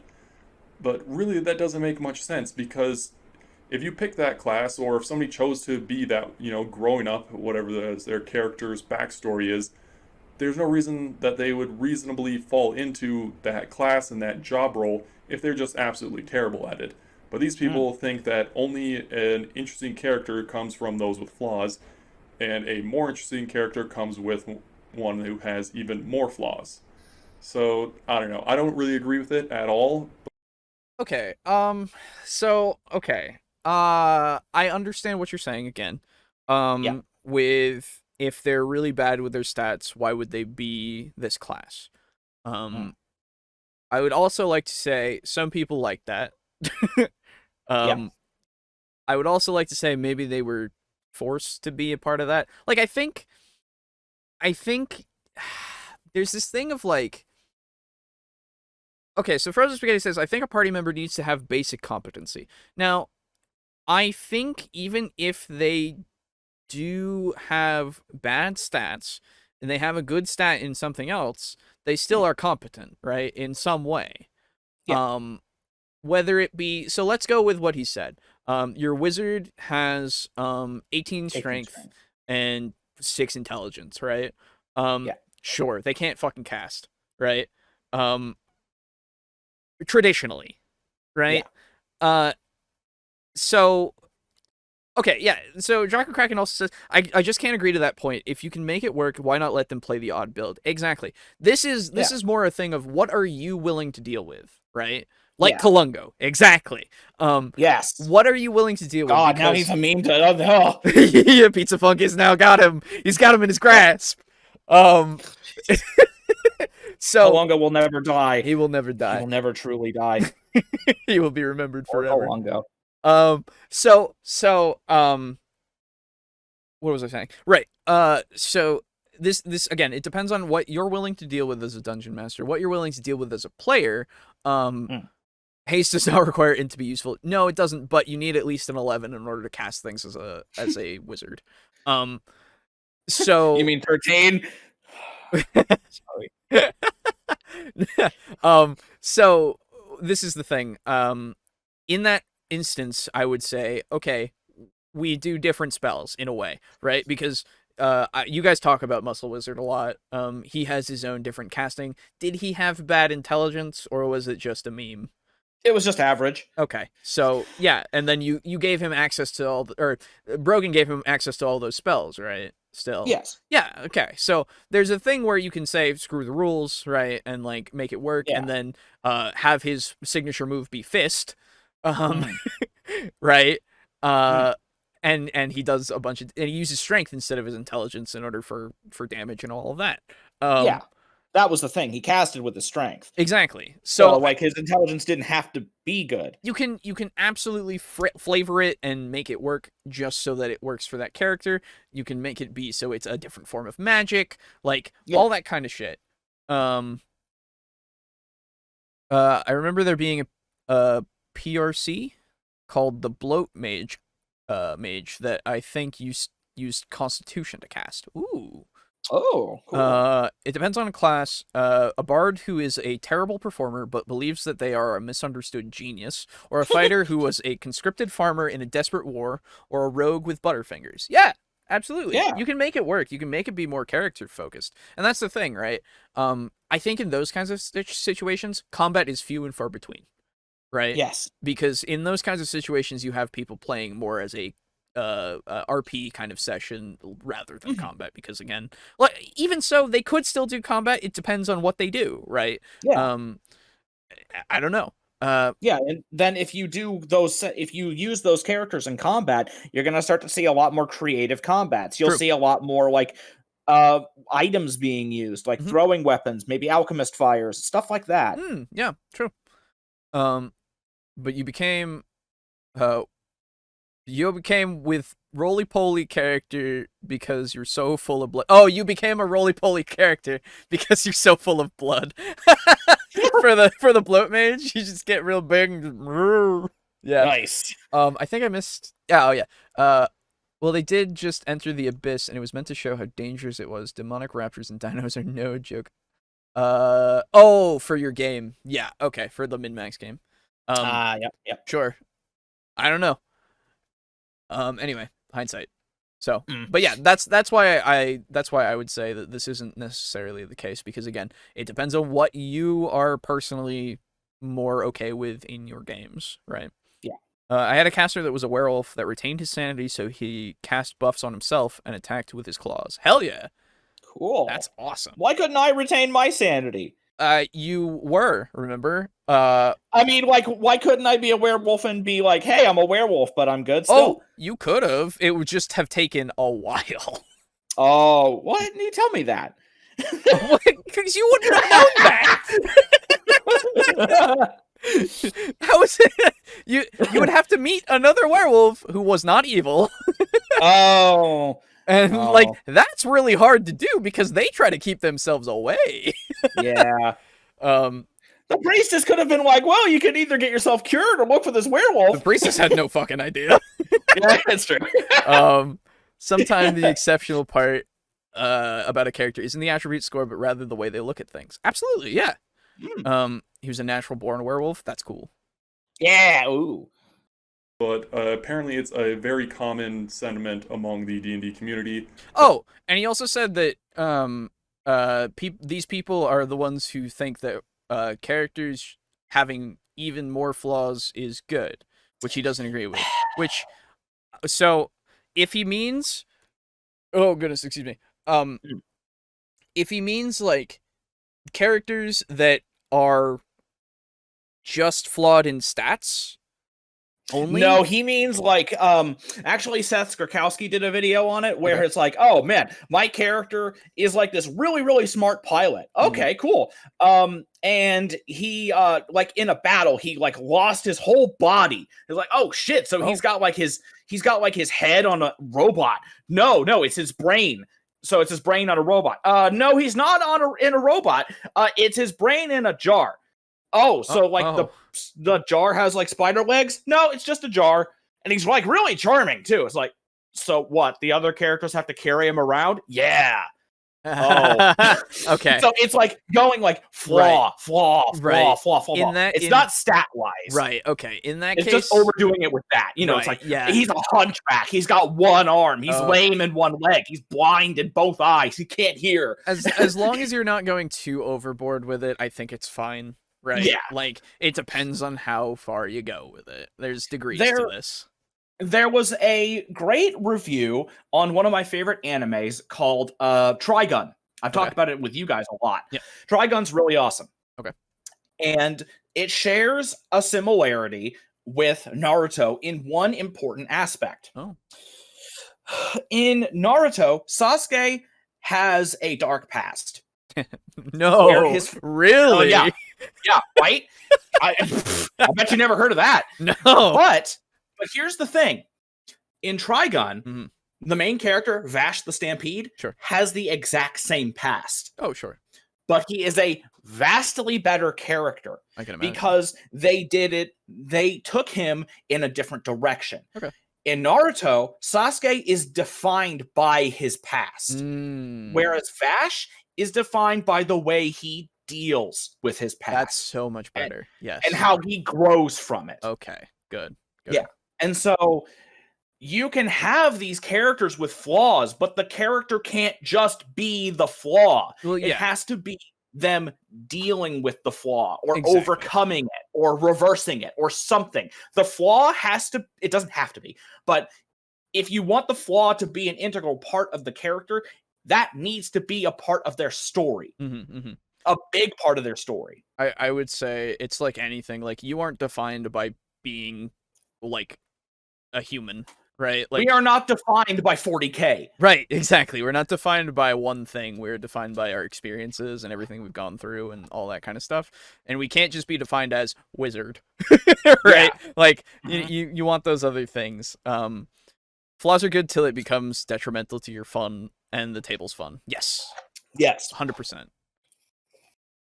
That I just don't side with whatsoever. Now, don't get me wrong here, you can absolutely have an interesting character with flaws, even if those flaws means that they are not exactly as good at whatever their particular task is compared to somebody who had min-maxed. Okay. But what it all really comes down to is flaws don't mean taking lower stats in a particular skill that you should be good at because you think that's going to make an interesting character. If your barbarian is out there with a strength of 6 and he's basically supposed to be the group's tank, but he can't land a single hit, and with a constitution of 10, he only has, 25 hit points, so he's down after 3 rounds. He's not supposed to be your tank, then. Yeah. Exactly. He's not. He's your archer. I don't know. Yes. Right? Like, there's... what? What? Wait, what? Yeah, you can still do this. I get what he's saying, but yeah. Right? Like, I understand, but you can still do it. Yeah. The worst He's gonna be bad at it. Right. The worst flaw I ever gave a character was warp touch disease. The rat folk killed a man by shaking his hand. Ooh. Shit. That's awesome. So wait. So like Skaven warp? Warp fire shit? Like warp stone? That'd be cool, yeah. And it's a rat man. I can't it can't not be a Skaven. Tell me it's a Skaven. He's your rock. Yeah. That character is really useless to the rest of the group. Sure, Not useless. I'm sure that it'll make, a few good jokes here or there, but after a few sessions, I'm sure that's going to get really tired when your wizard somehow has to turn into the party's tank because the barbarian can't do anything to save himself. Okay. I mean, here's the thing, though. First off. That did happen with Kalango. He wasn't he was just a ranger. He was just useless. Yeah, he was useless. It's true, but I don't know. But yeah, no, I know what you mean. Even so, I tried to keep him relevant. To the best of your ability. To the best of my ability. And then the universe killed him. And then the universe killed him, yeah. Everything is better with Skaven. Yes, it is. I understand there is a point where things become more difficult and harder to actually justify. The character is still there. And yeah, I don't know. I would also still say, though, you can still do it. I don't know. Yeah, it just depends. Can. So But I don't think have yeah. to is the right word here. Yeah, the thing is, I think a lot of players, hell, even myself included, excuse me, would eventually get frustrated with a character that is just supposed to fulfill a role and they are unable to do it. Sure. Because with me, it's not even that I can't do it, it's that I start to feel bad. Because I'm like, if I'm playing a rogue and I can't pick this lock, or I can't climb this wall, and I can't get anything done, like, why am I playing a rogue? I can't even do any of this. Sure. And, like, my thing was, when we were playing our first edition campaign, I made a cleric because we didn't have a healer at that point. And, I was playing cleric because we needed a healer, and I couldn't hit for shit. And when I did, I hit for nothing. Like, I would hit, like, 1 out of every 5, and that hit was, like, 2 damage on a d6. Plus 1. It was awful. And I felt really bad because, like, my whole use was basically just cure wounds, and that was it. I couldn't do anything. Sure, yeah. I had my character motivation and I had all that stuff, but, like, man, it's really frustrating when you pick a role and you can't do it. Yeah. Like, through no fault of your own. That's fair. That's fair. Yeah, it's one of those things of just what you're willing to play, I guess. Yeah. Warp Touch was an infliction that happened instantly that had a D100 random effect. Holy shit! Folks, Samurai had a special sheath. He spit into to spread it. Oh, jeez. Dude! That's great. Cool.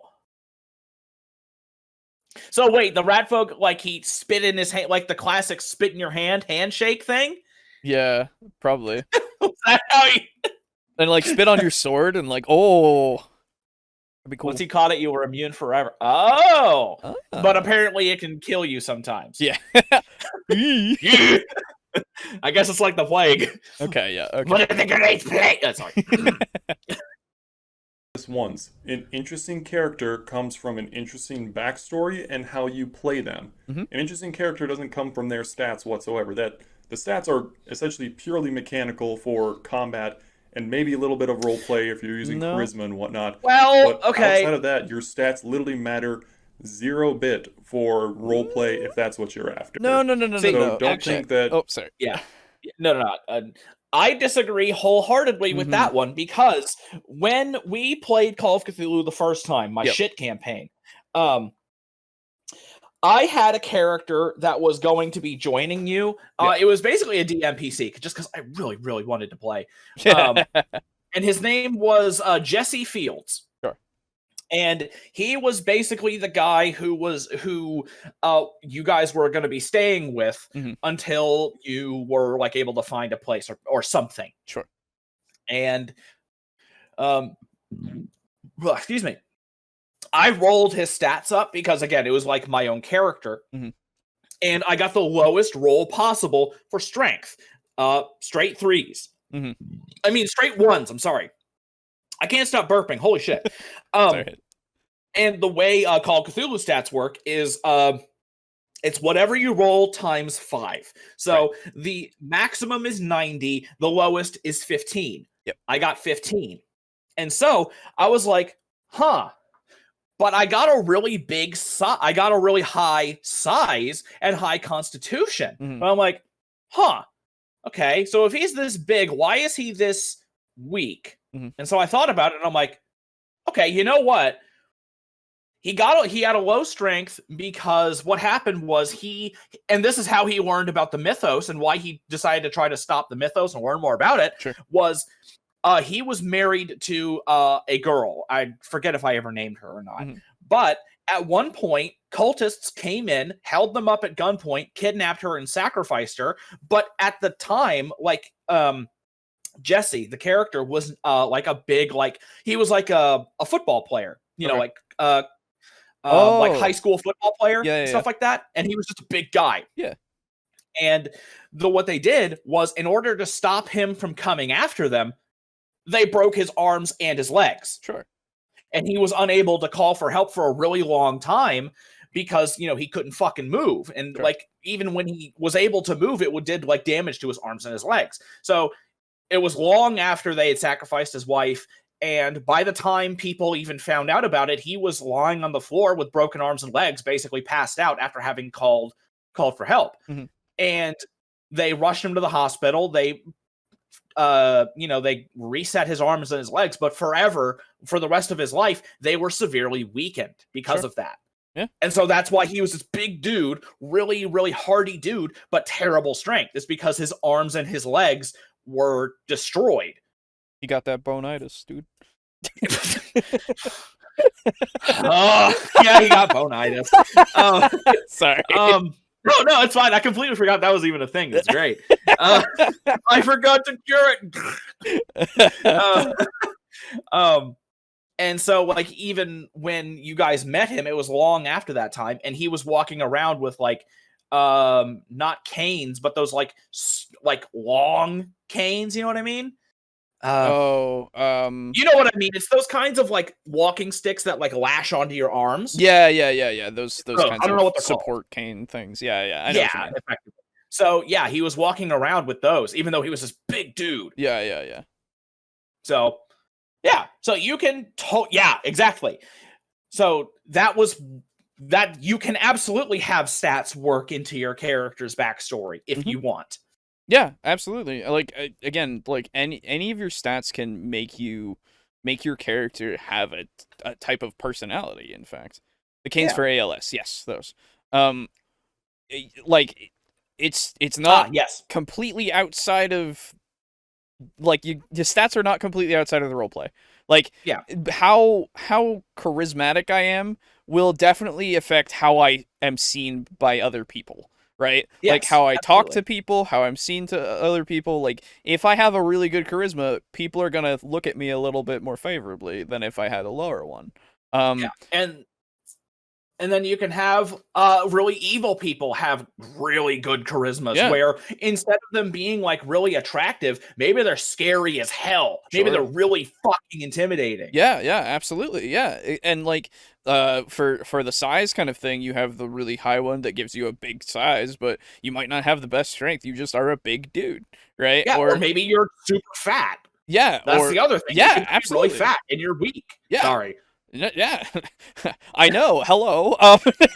No, I'm not that big. Shake's hand. But or you could be like really strong and like, but like proportionately in a way. Like, you're very strong for your size, but you're not like super huge. You're really wiry. You're just fucking ripped. Yeah. And like and then for that you can also have it be like, because I am this way now, I can use it to my advantage in some situations of like social aspects of like, I'm fucking, you can see my pecs through my shirt. Like, through two shirts. Right? Like it's just another thing that you can use to be at your advantage for a social situation of like, hey ladies, what up? I got big pecs. Or hey dude, I have a fucking bulging muscle even though I'm smaller than you. Let's fucking go. Right? Like, scrappy dude. And then honestly, when you have that, you can actually use that to like your advantage. Like, what are you running from a guy who's like a foot shorter than you? Yeah, exactly. Right? You know, and you can really goad them into it. Yeah. It's great. Yeah, and then it doesn't really work with dwarves because they're already tanks. Oh, they're already fucking huge, yeah. Yeah, but it's just fucking tree swole trunks, as hell. But it's quite literally like you can then have your character for the shorter guy who's got the big strength. Like, hey, he's short, he's big strength, but he's also peppy. You know, he's fucking in there. He's fucking like, hey, and gets aroused out of people, or like it informs you about the character. More so. If you don't have the backstory already set, it can help you find that backstory that you want. So yeah, I don't know. Fucking, I don't agree with you at all, man. Sorry. Yeah. I feel like this video is kind of mislabeled because it's very much D&D specifically. I think it still applies to other games too, though I don't know. Hang on. Okay. This is what I just found. Okay. There you go. Okay, hang on. Oh, and the swole bold. I forgot about that. Hang on. Swole bold. So yeah. for all of you out there, ascribe to be like this goblin. and this fucking unit. And this fucking absolute unit, this Swobold. He's a big boy. He's a big. It's big literally boy. called a Swobold. Yeah, That's not a joke. I see that. Hang on, let me make this a little. I own that book that he's in. I need to get the next one actually. Yeah. So it's great. Stealing that for my next character. Hell yeah. There you go. Yeah. Anyway, continuing on. You can make a character just by giving them crappy stats for what they're supposed to be good at. And I'm not trying to be a dick here. I'm not trying to be mean. I'm just stating what I think here. This is my opinion. If you think that you have to create a bad character just to make them interesting, then you may not be that great at roleplay. I'm not, trying to put you down or anything if you're one of those people, but, give it some work. You've probably seen enough, fantasy shows and whatnot that you see a character, behavior or personality that you particularly like. Then, emulate that one or, modify it slightly to fit your character better. But like I said before, flaws don't inherently make a more interesting and unique character. Okay, sure. Yeah, at that point, yeah, I agree. You don't have to have them to make an interesting character. You don't have to, go overboard with them to make an interesting character. Okay. You don't have to use the life path system. Yeah, you don't have to do that. You don't have to also not do them, right? Like, you don't have to have your stats be really good in one aspect or not. Like, don't have to do anything. It's D&D or it's anything, right? Yeah. Okay, that was a fun. I think I'll get off that soapbox for now. Okay. I don't know why that got me so heated. It's just I see a lot of anti. I didn't detect any heat at all. You didn't change your tone. That's the whole thing. Yeah, I was gonna say heat. Sir, I'd put this at probably a single Scoville, if that. Not even a jalapeno. Not even a fucking poblano. Anyway, Maxer stuff on the internet, which unfortunately is now where a lot of my D&D encounters come from, because everything has to be done through Roll20 because I can't meet in the local game store to play with my friends. Oh. So yeah, Rip. A lot of this stuff comes from the internet. So obviously, there are usually some skewed views on stuff that you get online, but it's whatever. Another scenario of gatekeeping that I think is actually kind of funny is one that actually happened to me myself. And I honestly just laughed when it happened because it seemed so absurd to me. This is actually when I was back in college and I was trying to set up a Dungeons & Dragons club at the university there. And one person who was interested in joining, as soon as he found out that I was basically the leader, the president, whatever, of the club, and I was wearing a football shirt because I was on the football team, and he said that I can't play Dungeons & Dragons because I'm a football player. Yeah, he's a fucking idiot. We've already gone over this. Fuck you, guy from the past. Yeah, we all know that you don't even have to say that. It's just a given. Yeah. That you can't play D&D. Yeah, exactly. Right, exactly. If you're on the football team, get out of my D&D session. Yeah, go away. This is our thing. This is our place. Or maybe that I'm a jock. I can't remember exactly what he said. But that just blew my mind because I don't see the correlation there whatsoever. Maybe it came from, maybe he was picked on by football players for playing Dungeons & Dragons in high school or something or whatever. Probably. But literally anybody can play Dungeons & Dragons. It doesn't matter your job or your other hobbies or anything. It's a game and literally anybody can play. Mm-hmm. A more recent example of some gatekeeping, which got some people rather fired up online, was actually put out by a artist on Twitter called the Combat Wheelchair. If you don't know what this is, God. I made. Okay, all right. Interesting. So, yeah. Really? Some nerd bullied this guy? That's funny. No. He's talking about the... Oh, that's true. Yeah, no, the nerd tried to bully him out of playing D&D. That's weird. Yeah. Now that I think about it. Isn't that the exact opposite of how it usually went anyway? It's the nerds get bullied out of other shit. Yeah. I play football. You mean Blood Bowl? No, football. Guild Ball? No, literally football on a field with a ball. I don't follow. That's pretty good. He's afraid of his massive dice rolling muscles. Exactly. Put a hole in the fucking wall. So we talked a little bit about the combat wheelchair before. We talked about it on an actual stream.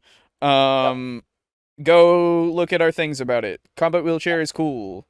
See, the thing is, whenever, like, if we were to play a game and the combat wheelchair would be in there, I would just use it as, like, just someone who can walk. It's like, dude, this thing's fucking cool. Yeah, it's fucking cool. Yeah. Yeah, like, I don't care if I can walk or not. I just want to use it. Video on it, you can find it on my channel, but if you don't want to watch it, that's fine. I can sum it up right here. It is simply a wheelchair which allows a disabled character to do everything that an able-bodied character can, such as moving up and down stairs, moving across tough terrain, and swimming. That's about it. It offers a few more abilities, such as being able to use it as a weapon and whatnot, but it's nothing so game-breaking that, it's a problem. However, a lot of people seem to take issue with this and basically went on huge rants and, died on that hill because they just can't imagine an adventurer being in a wheelchair and still fighting evil and doing what adventurers do in D&D and other RPGs. So that was a really weird one, and like I said, a really strange hill to die on if you were one of those people who are arguing against it. But honestly, D&D is a game about inclusion. Like I said before, it doesn't matter who you are or what your other interests or aspects about you. It's a game, and if you want your character to be X, Y, or Z, then they absolutely can be. I don't see what's wrong with it. Yeah, and the other thing is, of course, if you are the dungeon master and don't want it in your game, you don't have it in your game. If you're the player and you want to play in a game that has it, you play with a dungeon master who is cool with it in their game. Yeah, it's as simple as just saying, hey, can we have this? Right. They look at it like, oh, right. Sure. Exactly. Yeah, exactly. Frozen Spaghetti, they can just not use it in their game. Exactly. I guess my main question about the combat wheelchair is if the player would feel sensitive about the wheelchair being temporarily broken or taken away by the enemies. So this is the thing, right? That was a point that was brought up, and people fucking railed against people who said that, right? And it was really weird. They're like asking the question. Yeah, they were like, hey, so what happens if the big bad evil guy goes after the wheelchair to disable the party member, right? And some people were like, oh, fuck you, dude. Why would you do that? Right? And I'm like, because okay, right. So then, yeah, no, exactly. I'm then going, well, so the guy's evil. Yeah, one, he's a bad guy. Right. The bad guy. So it's just like, oh no, the bad guy is being bad. Right. The main problem with the chair is that you can't really yeet it. So that was also the thing is like you can't yeet it. No. So it was one of those things where if you're strapped into the chair, I think it was, it is basically a part of you. So you basically are just it's going after you when you're attacked and not the chair, which again, my brain goes, why not? Right? Yeah. So there's no like magical answer. It's just they're like, no, they just do it. And I'm like, okay. So it's one of those things where, again, I don't think that asking the question and going, hey, if you do use that, then some people are going to try to go after your, like, it's the same thing as if you were riding a horse, right? In a way of like, somebody's going to try to kill your horse so that you can, I would treat it the same as a steed. What? Somebody's going to try to kill your horse to get you off the horse because a horse is a fucking big advantage. It's a big fucking advantage, right? Are you serious? What? You're gonna go after my horse? Yeah, dude. I am. I'm a fucking huge dick. Kicks the cripple out of his chair. Fall, heroes. Party shakes head.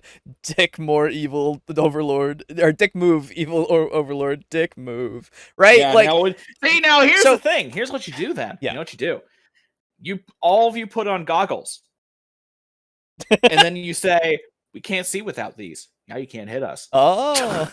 Well, this is the thing. This is windshield, you big bastard. Again, I gotta say, like, so it's not a bad thing to ask these questions, right? Yeah, it is not a bad thing to ask these questions because, again, then we get to the point of like, hey, why don't we just go with we'll establish the limits of the wheelchair, and we'll talk about what we can do. And if you're not okay with that stuff, then we're gonna have a problem with this wheelchair being used, right? Like, we talk about it like rational fucking adults. Yes. And we don't yell at each other over Twitter that we ask the question of what happens if he knocks him out of the wheelchair and starts destroying the wheelchair, right? Yeah. Because, like, come on. Like, it's a very simple question. It's a very valid question. Yeah. Well, if the big bad evil guy wants to waste an action to destroy the character's chair instead of power word killing someone, then I would take it. Right? Yeah, right? I mean, I can always get another wheelchair. Yeah, this reminds me of At this point, we're fighting the big bad evil guy. I'm probably, like, super fucking rich, maybe. Right, yeah. This reminds me of the movie Independence Day, where they nuked Los Angeles and everyone in the audience was so relieved that the dog survived. I mean, I was too. Well, that's because people don't want to see animals die. That's just a thing. It's because we like dogs more than people. It's true. I don't know why the wheelchair was such a big deal. Just because it exists doesn't mean you have to use it. Exactly. Yeah. The same thing with, like, the accommodating dungeons. Like, just because they exist doesn't mean you have to use them. Right? Accommodating dungeons? The ones with, like, ramps and stuff. Oh, that! Yeah, that thing. Right. Yeah. Which, that's again, just hilarious to me. It's fine. Yeah. Regardless. Yeah, no, I don't have a problem with it. It just sounds funny. Yeah. It's just, like, one of those things. And, like, I remember seeing somebody put it on Twitter of, like, they're building the dungeon and, like, the guy's like, I'm pulling the wood, the big logs up the stairs, and can we install a ramp so that it's easier to just slide these things up? And I was like, oh yeah, that makes sense. They did it for ergonomical reasons. Then they didn't take it out for some reason. Yeah, you know how, like, the Egyptians built the pyramids? Well, first off, they didn't. They had slaves to it. But yep, that's true. They had ramps. They used ramps. Rolling logs underneath stones, I think it was, as well, or something. I don't know. Logs underneath stones, and they used barges. Yeah. I mean, if I was a lich on a budget, I'd make ramps all over my dungeon, perfect for sliding stones and boulders. Yeah, well, that too. The thing is, if you're a witch, you can probably just cast transmutation. Just turn a bunch of rocks into gold rocks. Right. And then you're fine. Right? What? I thought aliens Either that or just take what you want. You have an army of skeletons. That's the other thing, though. The skeletons don't give a shit. Right, if you have the army of skeletons, yeah. But if you have your army of henchmen that are actually, like, stamina-induced, then... Yeah, the alien... Well, here's the thing, though. The aliens did. The Egyptians are aliens. Oh, that's right. Well, no, the gods were aliens, remember? No, the Egyptians were aliens. Oh! the gods are aliens, but the Egyptians are children of the aliens. That's therefore, right. They are also aliens. That's right. I forgot. Sorry, I forgot my history. Don't worry, I got you. Thank you. Slopes are more economic than chiseling. I mean, yes. Oh yeah, absolutely. Yeah, I mean, it totally is. One lich dungeon we went through literally had a massive chamber full of lava, hot tar. Yeah, absolutely. I can see a dungeon having ramps because they want their traps to be accessible by all fools. Yeah, look again. That's a good. It's just it's another thing. Like, the ramps make sense. You can make it make sense. I don't see what the problem is. Right? Yeah, it's not just for the wheelchair. Like, it's harder to get that giant rolling rock upstairs than it is to have it go down a ramp. And ramps, it's gonna roll a lot faster on that ramp. Yeah, absolutely. But that was another interesting event that happened regarding gatekeeping, and I felt like it probably needed to be mentioned because it probably stirred up quite a bit of debate online. I remember between people arguing for and against it. Fortunately, it wasn't really debate, like I said, more just probably the fifth time now. It was just a weird one for people to go down on. So yeah, that's basically gatekeeping in a nutshell there. I know I went on a little bit of rant, or maybe more than one rant, but it is what it is. So yeah, honestly, gatekeeping is bad for any community, especially one as inclusive as D&D, or again, any RPG system, because it's a game, it's all about having fun. You can play it however which way you want to play it. If I want to run one group who is super by the books, following every single rule exactly as written, then I can do that. If I want to run another group where, they're level 8, but every single one of them... It's nice to have those access ramps, Mr. Overlord. You mean the corpse slides? Yeah. Yeah. Oh yeah, have a lever to turn stairs into a ramp. You mean like every single episode of Scooby-Doo? Oh my god, you're right. Yeah. Hell yeah. I mean, hey, it works. It works. It works. Them has already, you know, at least one legendary item, then I can do that. And I'm actually doing that right now. I'm running 3 groups at the moment. Today and I they're feel all going- like having the stairs be ramps. Pull Fuck several stairs today. pull several levers. Just yay! Whee! That's better. Just starts Now riding. I can watch through my scrying stones as my minions slip down the stair ramps now. Yeah, right. Ugh. Weird that he is saying we should not gatekeep, yet he kind of went on a flaw gatekeeping rant for a bit. Right, he did say he didn't agree with it. He's not. I don't know if he's saying you shouldn't do it. So I don't know if it was necessarily him like saying you shouldn't at all. So I don't think so. I don't think it's really.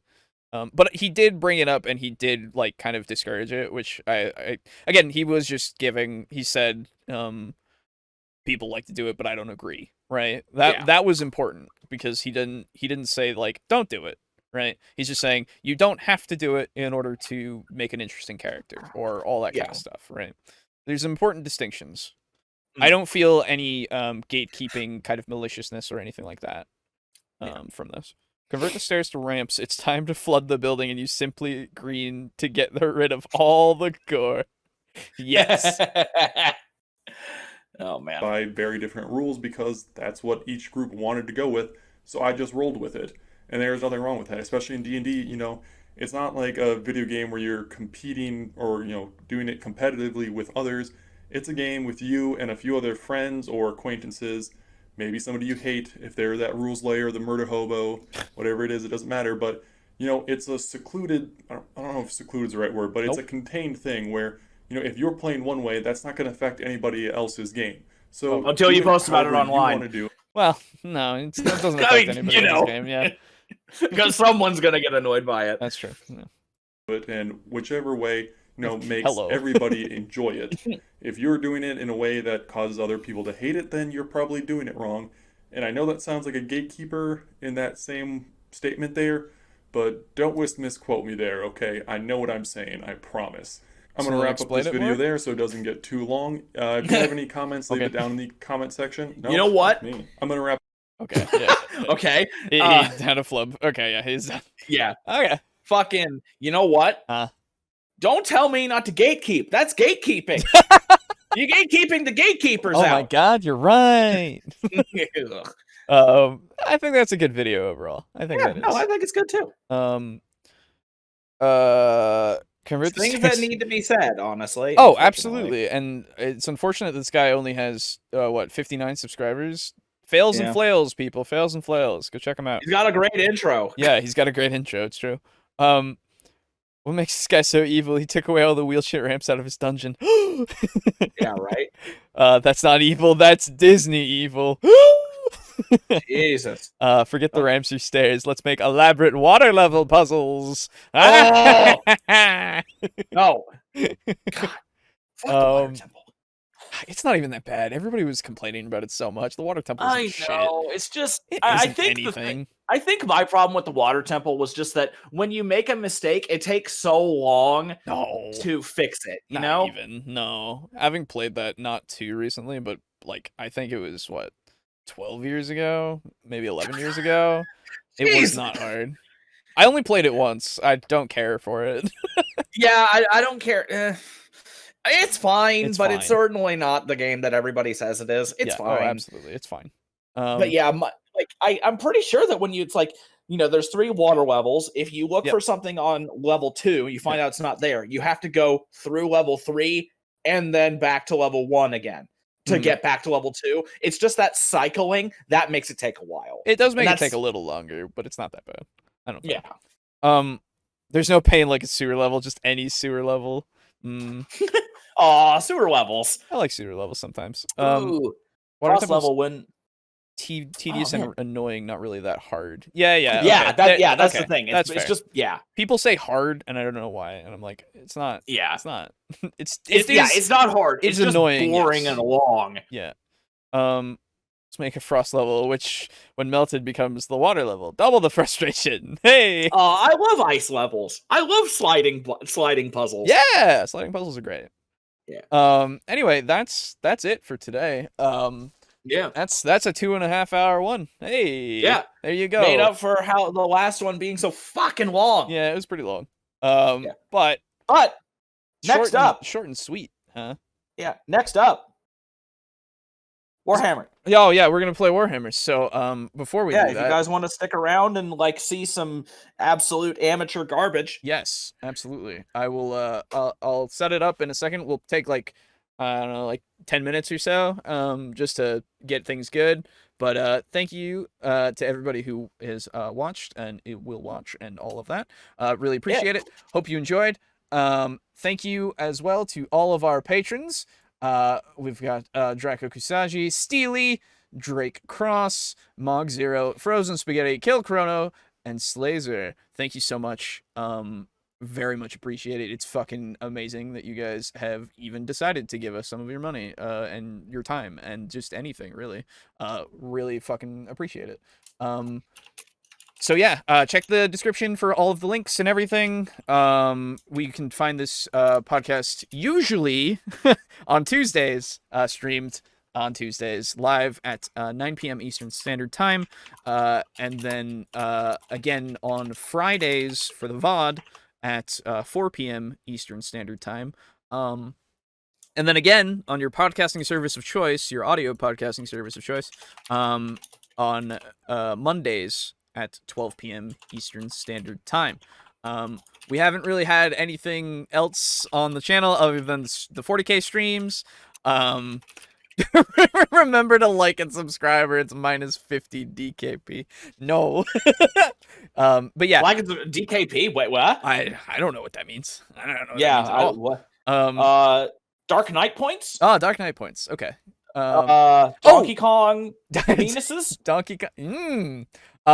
So one other thing that I want to show, because I saw that was another meme that was put in the chat from Draco Crack in there, and I want to put it on the screen because memes are fun.